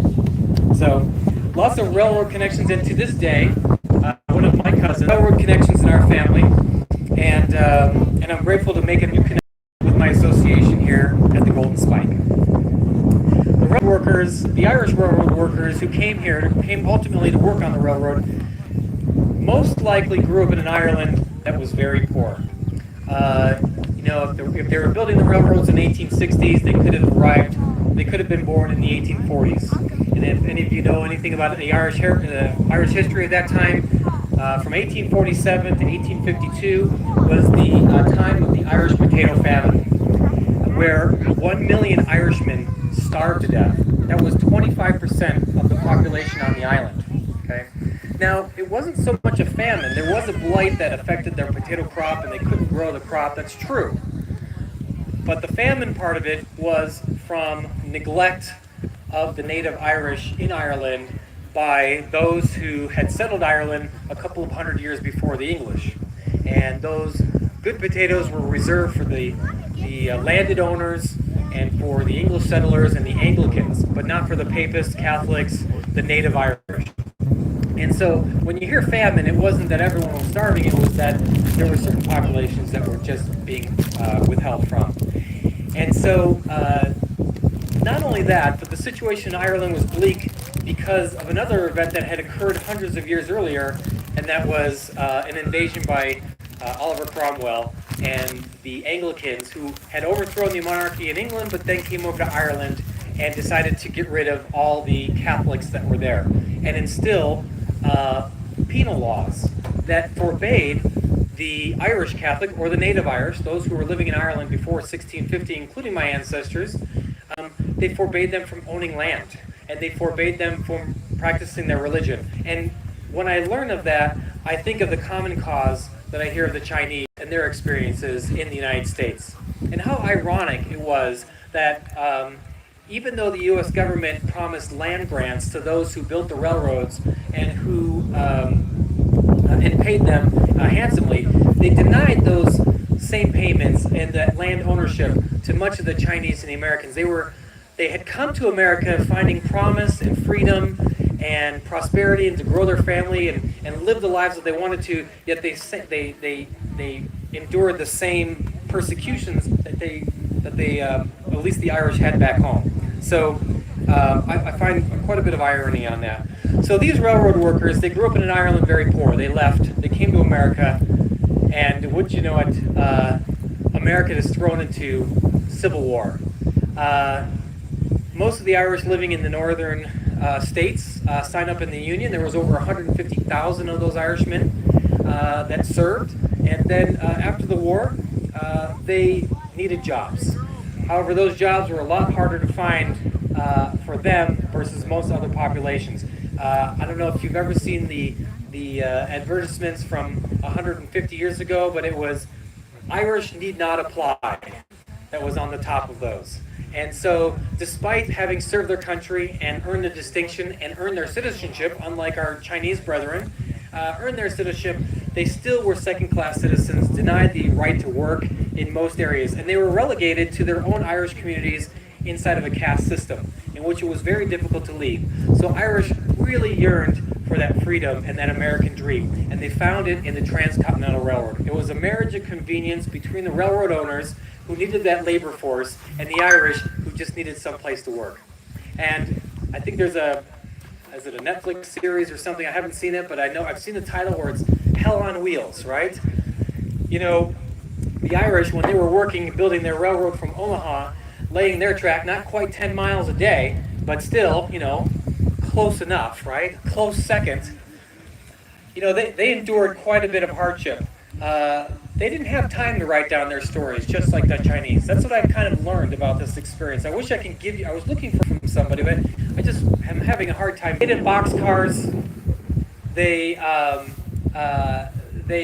were cramped and ill-fed and subject to disease. And I've learned some of these stories, but at the same time, I've learned some of the stories of the Chinese. And I just want to say, I don't think the Irish had it quite as rough. You know, they at least had it delivered to them from China. They were accepted maybe because of their appearance a little bit more. And I'm grateful for that because it gave my ancestors the opportunities to succeed. And I'm grateful, but I also recognize that it happens so tough. So anyway, these Irish railroad workers, after they finished and arrived here and went back home, well, they didn't stay. You can tell by the development around here. They settled other places. One of the motivations to build the Transcontinental Railroad was because of the Comstock lode over there in Nevada. They wanted to get that silver out and transport it. Okay, so there was a lot of mining activity. Some of the Irish went there. There's also Irish that went to Park City that started their mining boom towns in the 1860s. They went over to Price, Utah, and after mining the silver, mined some coal. There's quite a contingent of Irish in Butte, Montana, which I didn't expect until I went up there one day, and there were 17 pubs lining down the main street. So I was like, what in the world is this all about? So they have a great tradition. Fun fact, I've learned that Utah, of all the U.S. states, has the least amount of Irish per capita of any place in the United States. That's why there's only one of me here and 200 of the Chinese. So I'm very grateful for my time here. I'm grateful again to be included I'm grateful for the reenactment. I honor the heritage of the completion of the railroad. It has brought communication, transportation, cultural, not only for the United States, but for the world at large. The things that we've done here have served as a model to the rest of the world on what they can accomplish as well. And I'm grateful that that we've had good men with drive and determination to get these things done. And at this time, I'd just like to close my remarks. I had a song prepared, but I think we're going to go a little bit too long with that. So I'm very grateful again for my time here, and thank you very much.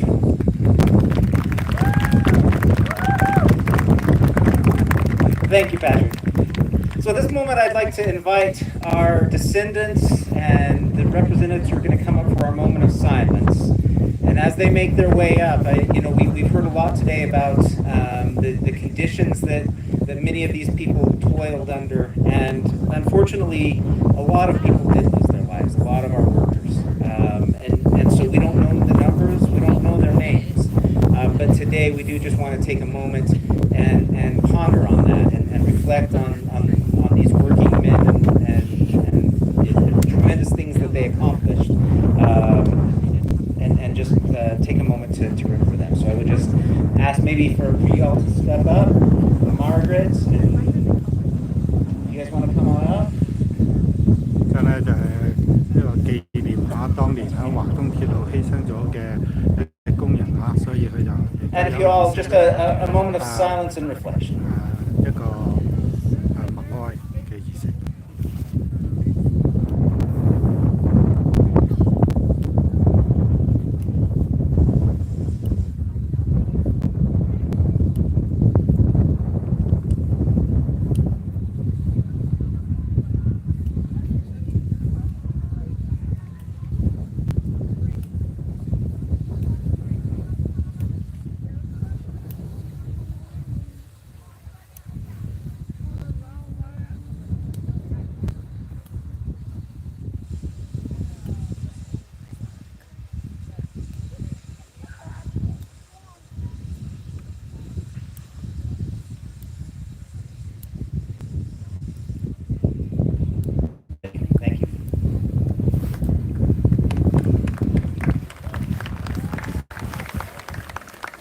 All right, at this time, we got two wonderful steam locomotives, and they do move. And so I'm going to give this microphone to Justin Glasgow, our lead for interpretation here at the park, and we're gonna make these guys do what they do best and run our locomotives a little bit, and then we'll move right into our reenactment.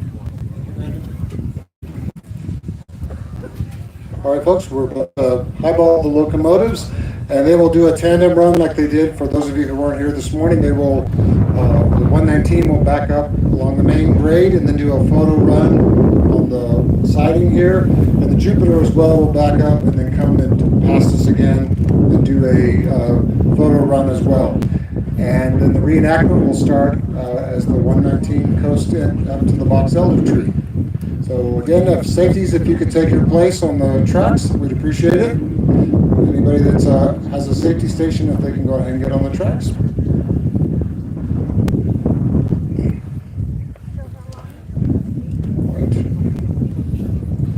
All right, highball, the 119, and the Jupiter.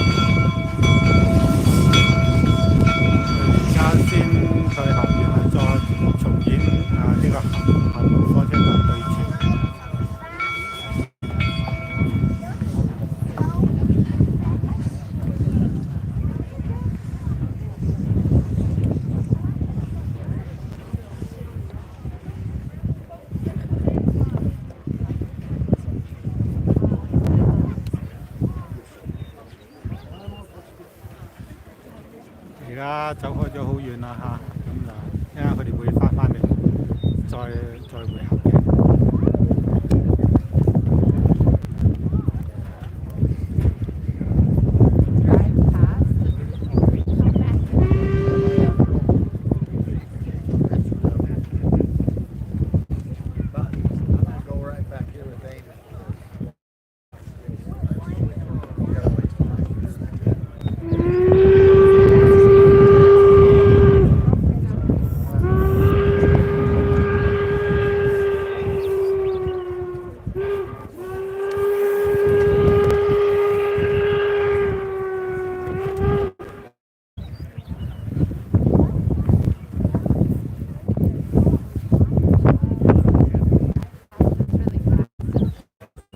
if you're a passenger of one of these locomotives today coming from, say, the Salt Lake area, you would probably, one of the opportunities you have here in the park, and we have some of the best remaining examples of what they call the parallel grades. Those are the grades that were built past each other for 250 miles. Each company kept building, they were paid by the mile, and so whether the government actually paid that money is in dispute, but they definitely have attempted to build for those miles.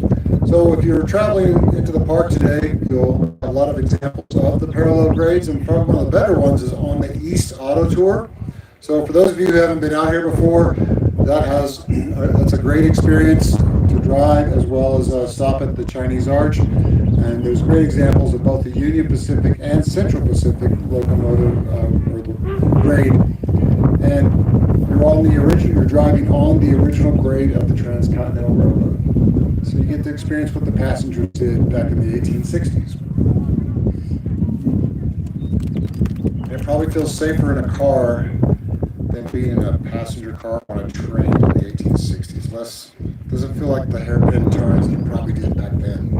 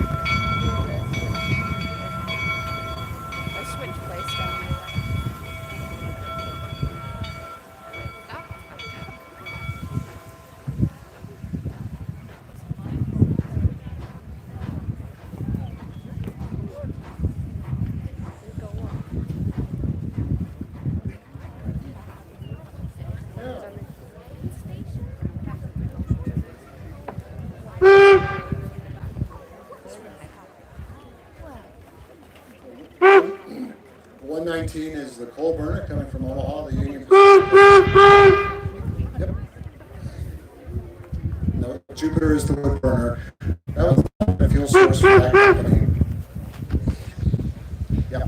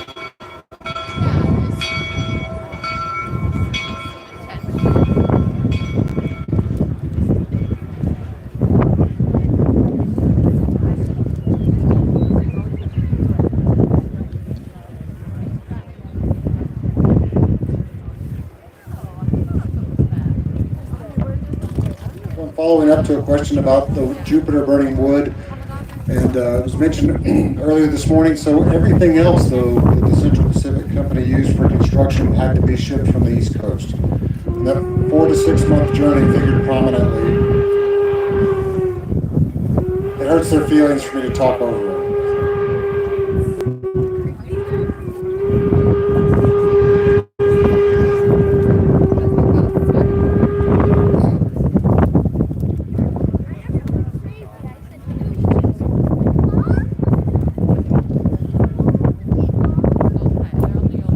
President Lincoln signed the 1862 Railroad Act, which started this project, or initiated this project. Construction really didn't get started almost until the mid-1860s. But that 4 to 6 month journey from the East Coast to the West Coast was an obstacle for Lincoln.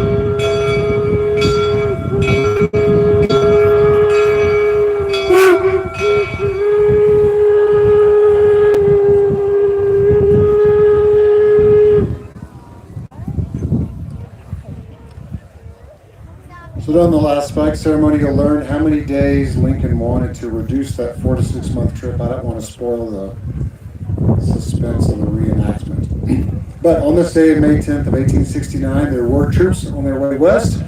And at that point forward, there's probably no doubt that we would be the United States of America when people can travel that fast across the country, as well as instant communication.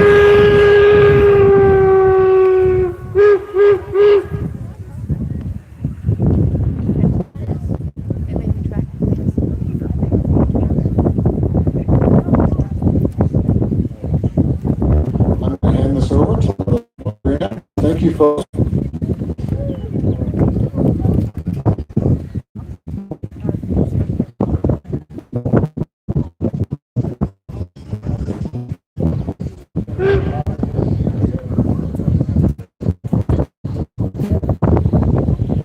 Welcome to Golden Spike. Now, this is why you came.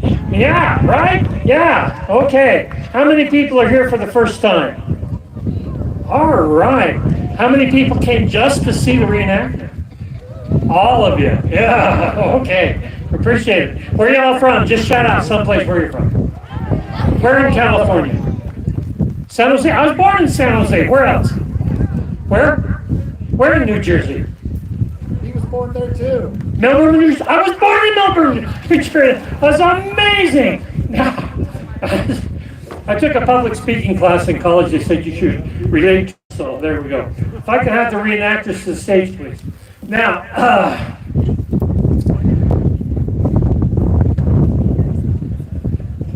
okay, we're getting ready to start. What's the date today? May 10th of what? May 10th of 1869. That's absolutely correct. What do you mean, no? Here on the Golden Spike, it says presented on May 8th, 1869. Pacific Railroad, ground broken January 3rd, 1863, and completed May 8th of 1860. Where did you get this spike?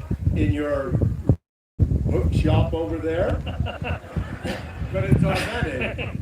Well, that's right. We do sell them 22 karat gold plated, the replicas of the original, and both dates are correct. The May 8th date is correct, and the May 10th date is correct. How can that be, you say? Well, because it was supposed to happen on May 8th of 1869. Now, May 8th was a wet, rainy, ugly day, but that's not why it didn't happen then. It didn't happen then because the Union Pacific had not yet arrived. 155 years later, we're still waiting for the Union Pacific to arrive. Now, the reason it hadn't arrived was because Dr. Durant, who was the president of the Union Pacific Railroad, had not paid his tie workers in over 90 days. Now, they knew once this was completed, they were going to get paid. So they hijacked this car in a little town called Piedmont, Wyoming. It doesn't exist anymore. It's out by Evanston, a little water stop. When they stopped for water there, they took a chain, put it around the drive wheels of the car so they wouldn't go anywhere, and they wouldn't let him go until they got paid. Well, he was mad. He hollered, he shouted, sent for the army, he said. Then he telegraphed, and they telegraphed the money, and they finally got paid. Now, there are many people who believe that Durant orchestrated the whole thing so that he wouldn't have to pay them out of any of his own funds. And none of the money came from any of Durant's funds, so that is possible, and it is, should we say, consistent with his personality. Now, they were coming down the canyon, and I told you that May 8th was a wet, rainy day, and because of the rain, the supports on one of the bridges in the canyon had become loose. The railroad engineer would not take this locomotive across the bridge. He said, no, I'm not going to do that. What we'll do is we'll bump the cars across. You guys walk across, we'll telegraph ahead for the next locomotive in line, which is what they did. The next locomotive in line was the number 119. Now, she was actually built to haul freight. She wasn't built to haul passengers, but she did on this day.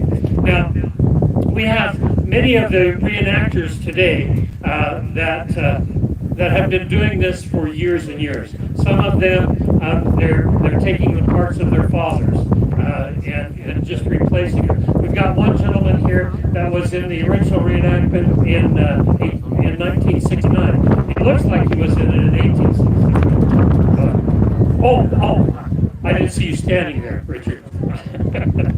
You should have seen the mustache on him when he was 2. Okay. Now, you have the very important part in the reenactment today. You play those 800 to 1,000 people who were here on May 8th of 1869. Now, your part, you will have your part memorized because I'm going to teach it to you. And you'll have it memorized, which I can't say that everybody in the reenactment will be that way. But you will have your part memorized, and it's very important. Very important. So, what you do is you have to say, hip, hip, hooray 3 times. So let's practice. Ready? Hip, hip, hooray! Hip, hip, hooray! Hip, hip, hooray! Oh, wow. That was pitiful. I'm just trying to, that's my truth. If I could get you to stand up, we got to wake up that railroad engineer who's been sleeping while I've been talking, so I'll bring that locomotive in. Let's give it all you got. Ready? Here we go. Hip, hip, hooray! Hip, hip, hooray! Hip, hip, hooray! Now that was beautiful. Thank you. Did you hear us? Let's try it again. Hip, hip, hooray! Hip, hip, hooray! Hip, hip, hooray!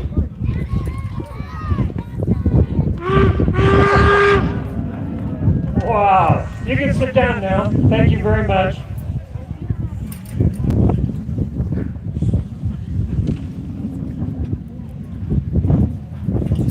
Well, let's have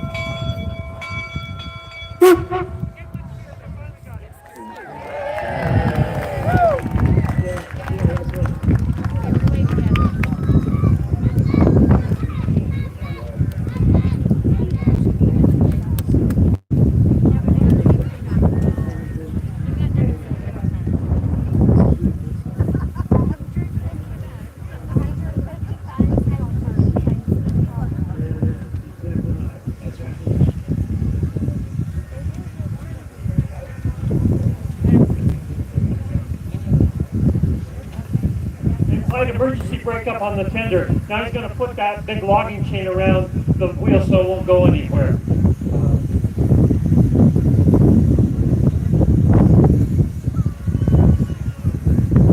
Okay.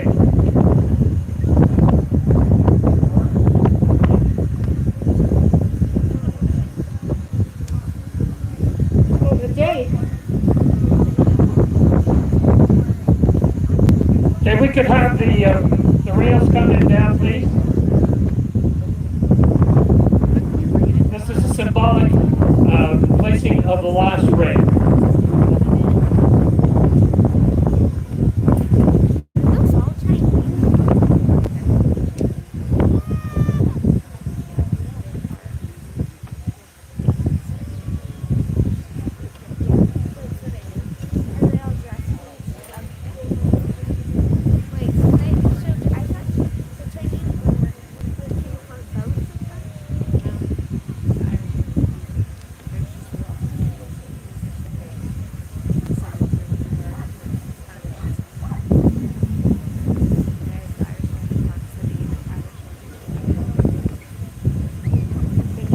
May 10th, 1869.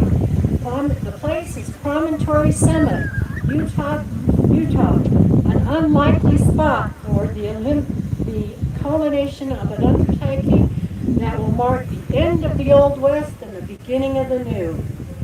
But they have come, the famous and the unknown, the wealthy and the poor, the laborer and his boss, the Chinese from the West, the Irish from the East, mingling with local residents in a strange communion. The gathering is both festive and anxious, awaiting the moment of miracle when a common railroad spike driven into a ordinary railroad tie will link an entire continent. A gentle breeze is blowing under an almost clouded sky. The thermometer on the shaded side of the Central Pacific Telegraph registers 69 degrees. Above the babble of the crowd, voices can be heard, and the soft hissing of the engines and steam locomotives, which herald the beginning of a new era. Suddenly, the attention of the crowd is focused on two men. J.H. Strobridge, construction superintendent of the Central Pacific, and his counterpart in the Union Pacific, S.B. Reed, as they carried the ceremonial position, the laurelwood tie, and slid it into its position.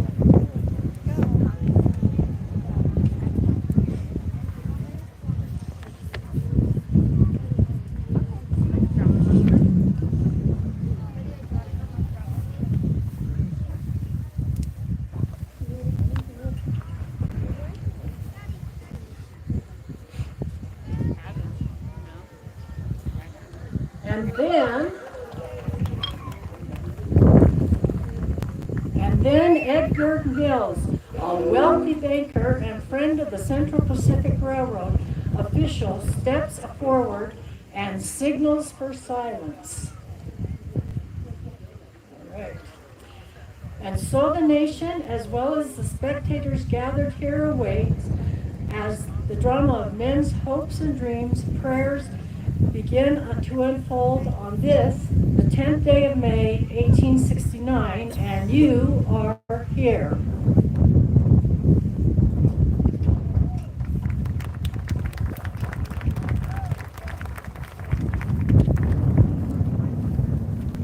Ladies and gentlemen, on behalf of the officials of both railroads, the Union Pacific and the Central Pacific, I bid you welcome. We are met today to commemorate the completion of a project which is a remarkable example of the vision, the determination, and the labor of thousands of men in the Union, which this day shall be consummated forever. We are assembled here to link the ends of the earth, to join the raw riches of the American West, with the finished products of the Industrial East. We are also met today with mixed emotions, with joy that in a combined effort and a common cause, the brains, the sweat, and the muscle of thousands of men have joined together under the guidance of Almighty God. But it is with profound sorrow that we remember and pay homage to the hundreds of men who gave their lives that we might stand here at this moment and share one with another this sacred occasion. Among those whose presence we are honored to acknowledge at this time include a number of railroad officials from both lines, in addition to those taking part in the ceremony. We are pleased to have reporters from some of America's great newspapers. From the territory of Utah, among other dignitaries present, is Bishop John Sharp, the railroad bishop representing Governor Brigham Young. We also have Mayor Lauren Farr of Ogden. The beautifully uniformed band, with its new instrument, is from the Mormon Church 10th Ward in Salt Lake City. Of utmost importance is the telegraph operator, who will keep the whole United States informed of these proceedings as they transpire. He is Mr. W.N. Schillings, Western Union operator from the Ogden, Utah office. We take pride in the presence of the 21st Infantry Band and some of the men of the regiment. They are under the command of Major Milton Cogswell and Lieutenant J.C. Courier of Company K. And now, to unite us in thanks to our Creator, may I introduce a man who has traveled many weary miles to be with us today. He is the Reverend John Todd of Pittsfield, Massachusetts. Reverend Todd.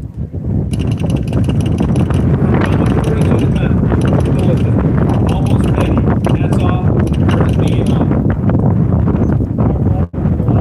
Our Father's God of creation and God of providence, Thou hast created the heavens and the hills, the valleys and the mountains. Thou art also the God of all mercies and blessings. We rejoice that Thou hast created the human mind with its powers of invention, its capacity of expansion, and its spirit of success. Now we have assembled here this day upon the height of this continent from varied sections of our country to do homage to Thy wonderful name, in that Thou hast brought this mighty enterprise, combining the commerce of these and the gold of the West to so glorious a completion. We consecrate this highway for the good of Thy people. O God, we implore Thy blessings upon it, and upon those who may direct its operation, and upon Thy people everywhere, that peace may flow into them as a gentle stream, and that this mighty enterprise may be unto us as the Atlantic of Thy strength and the Pacific of Thy love, through Jesus the Redeemer. Amen. Promontory to the country. Bulletin. We have got done praying. The spike is about to be presented. Thank you, Reverend Todd. And now, it is my pleasure to introduce a fellow resident of Sacramento, Dr. H.W. Hartman, who will present Dr. Thomas C. Durant of the Union Pacific Railroad and Governor Leland Stanford of the Central Pacific Railroad, two railroad spikes. Dr. Durant and Governor Stanford will then place these spikes in the holes that have already been drilled in the laurelwood ties. But these are not ordinary spikes. Ladies and gentlemen, these are golden spikes made from pure California gold. Dr. Hartman. Thank you. Gentlemen of the Pacific Railroad, and those of you who have met with us, the last spike needed to unite the Atlantic and the Pacific by a new line of trade and commerce is about to be driven to its place. To perform this act, the East and the West have come together. Never since history commenced her record of human events has man been called upon to meet the completion of a work so magnificent in contemplation and so marvelous in execution. California headquarters and by whose citizens the Pacific Railroad was inaugurated, desires to express her appreciation of the vast importance to her and her sister states, the great enterprise which by joint action is about to be consummated. From her mines of gold she has forged the spike. From her laurelwoods she has hewn a tie. And by the hands of her citizens, she offers them to become part of this great highway which is about to unite her in closer fellowship with her sisters of the Atlantic. From her bosom was taken the first soil. Let hers be the last tie and the last spike. Hear, hear. And with them accept the hopes and wishes of her people, that the success of your enterprise will not stop short of its private promise. This spike is a gift of Mr. Frank Marion, publisher of the San Francisco newsletter. Its inscription reads, "With this spike, the San Francisco newsletter offers its homage to the great work which has joined the Atlantic and the Pacific Oceans." In conclusion, I should like to draw your attention to this spike, the gift of David Hughes of San Francisco. On its head is inscribed "The Last Spike." On three sides, the names of railroad officials, and on the fourth side, this sentence: "May God continue the unity of our country as this railroad unites the two great oceans of the world." Dr. Grant. Governor Sanders.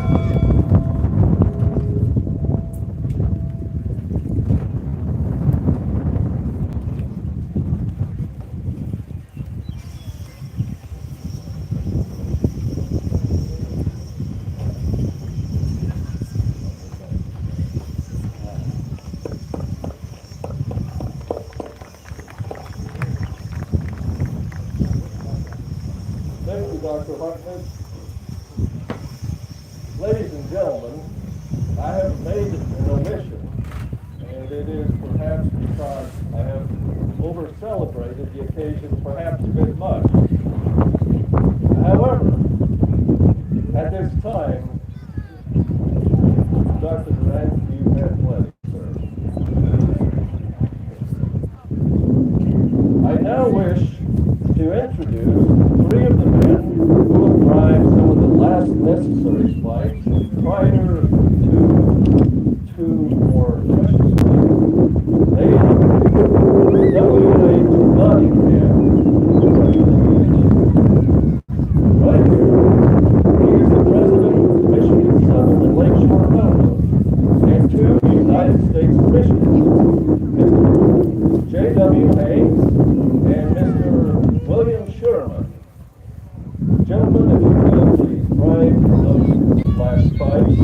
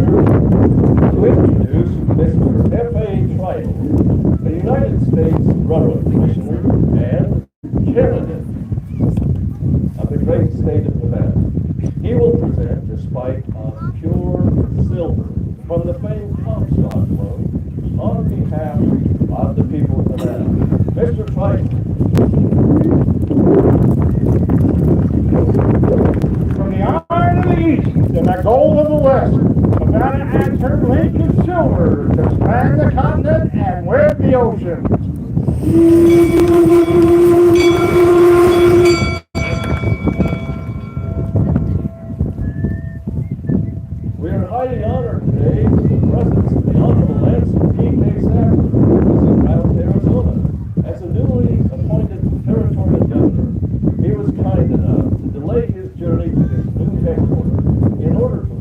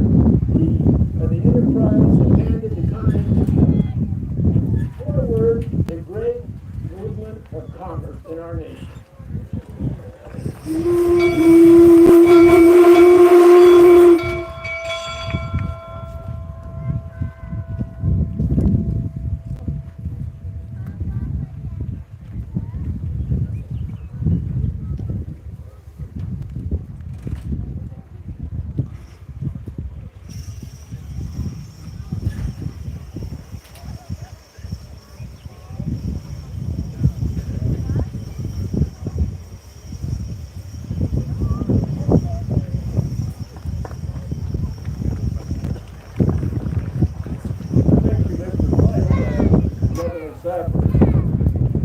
And now, friends, it is not only my duty, but my honor and privilege to introduce a man of vision, a man of courage, a humanitarian, and one who is highly esteemed by those of us who call him our friend.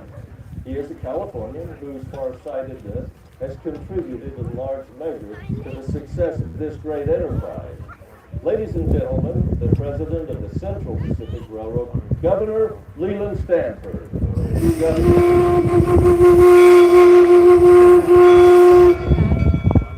Gentlemen, the Pacific Railroad Company accepts with pride and satisfaction these gold and silver tokens of your appreciation of our enterprise that brings together the entire nation, east and west, north and south.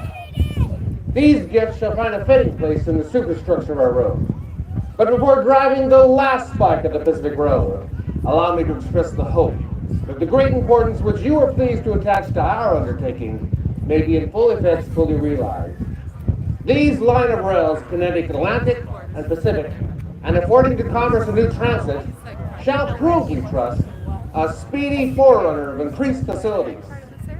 The day is not far distant when 3 tracks will be found necessary to accommodate the commerce and travel that seeks transit across this continent. Freight will then move in one direction, on one track, at a rate of speed to answer demands of cheapness and time. Cars and engines will be light or heavy depending upon the speed required, the weight of transport. In conclusion, I will add that ultimately we hope to do what is now impossible on long lines. That is, to transport coarse, heavy, and cheap products for all distances and at living rates to the train. I thank you.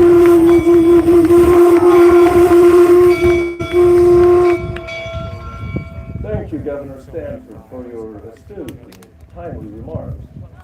We regret that Dr. Durant is suffering from a severe headache and has temporarily retired to his quarters. In his absence, and in the absence of the President of the Union Pacific Railroad, Mr. Oliver Ames, we have asked General Grenville Dodge, Chief Engineer of the Union Pacific Railroad, to represent his railroad with a few remarks. General Dodge. Thank you. Gentlemen, the great senator from the state of Missouri proposed that someday we should build a statue of Columbus on the highest peak of the Rocky Mountains, pointing westward, denoting that this is the great route across our continent. We have made this prophecy today a fact. This is the way to India.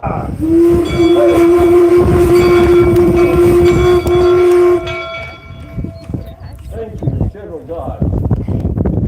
Ladies and gentlemen, the moment which you and the entire nation have been waiting for, driving at the last fight. At this point, we wish to commend both railroad companies and their workers for their efficiency and hard work in bringing this monumental undertaking to its successful fruition. A final presentation in the form of a silver-plated spike ball will be made by Mr. L.W. Poe, President of the Pacific Union Express Company, after which Governor Stanford and Dr. Durant, now that he is feeling better, will make a few ceremonial taps on the precious metal spikes with them all. Mr. Poe, please.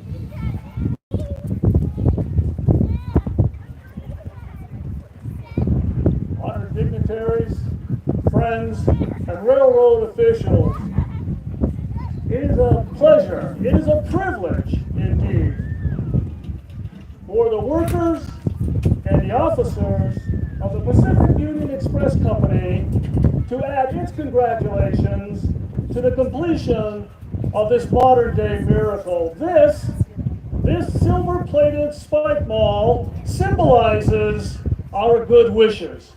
Thank you.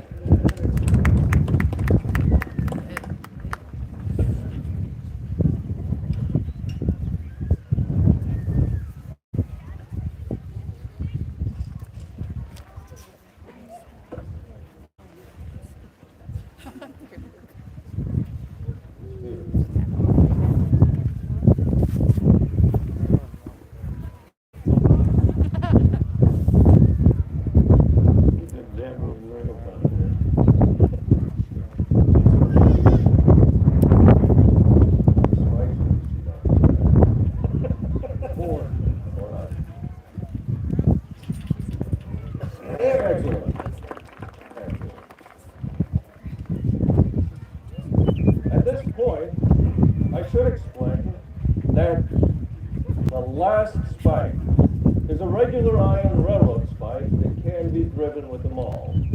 Both the spike and the maul have been wired to the transcontinental telegraph line so that people everywhere can hear the blows as the spike is driven.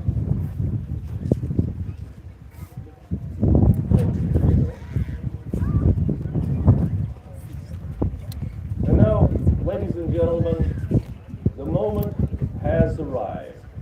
Boston and New Orleans have wired. They are ready and waiting. Indeed, throughout the length and breadth of the country, people everywhere are waiting at every Western Union office.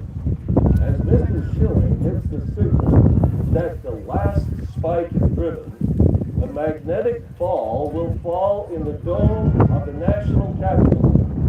In San Francisco, the fire alarm bell will ring.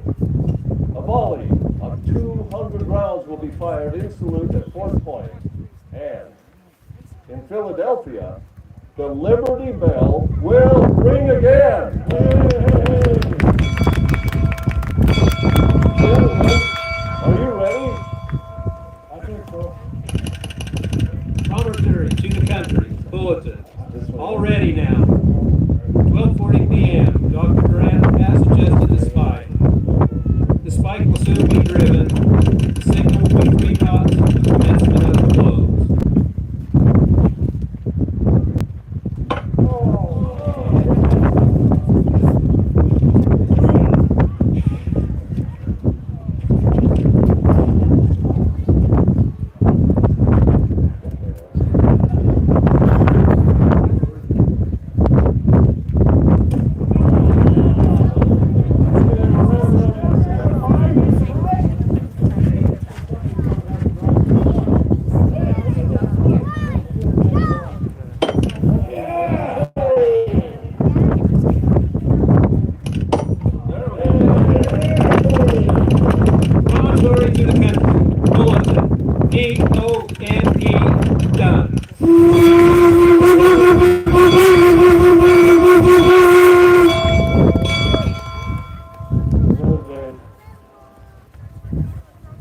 One more thing before I say my final speech. Who thinks the Jupiter's the best looking engine? Who thinks 119's the best looking engine? Who's like me don't care? They both don't care. Ladies and gentlemen, united across the United States, the rails are long rails, and it's time for us to say goodbye.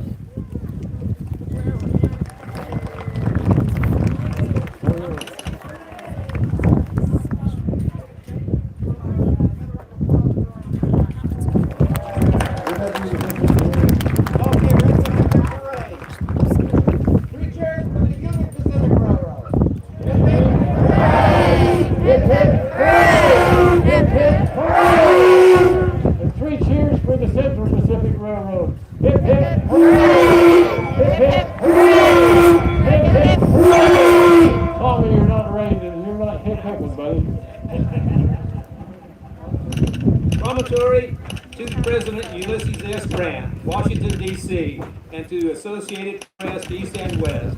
Final bulletin. Promontory Summit, Utah, May 10, 1869, 12:50 p.m. Mr. President, the last rail is laid, the last spike is driven, the Pacific Railroad is completed to a junction 1,086 miles west of the Missouri River and 690 miles east of Sacramento City, California. Signed, Leland Stanford, President of the Pacific Railroad, Thomas C. Durant, Sidney Dillon, John Duff, Union Pacific Railroad. All right, now how about a big round of applause for our reenactors? So as I said a little earlier, the story of Golden Spike is still being told. It's being told by our reenactors. It was told by our speakers today. And again, I would encourage you to to stop by and tell us a little bit about your story and what you have learned today, or what you will take home, or what you'll be talking about on your ride home. Thank you all for joining us today. We are going to have cab tours in just a few minutes. If you'd like to take a look at the locomotives, I believe our reenactors will be around as well to take some pictures with you if you would like. But thanks so much for coming out, spending the day with us. For those of you who might want to stick around for a second reenactment, we're going to postpone that because we ran a little bit over today. We're going to start that at 2:15. So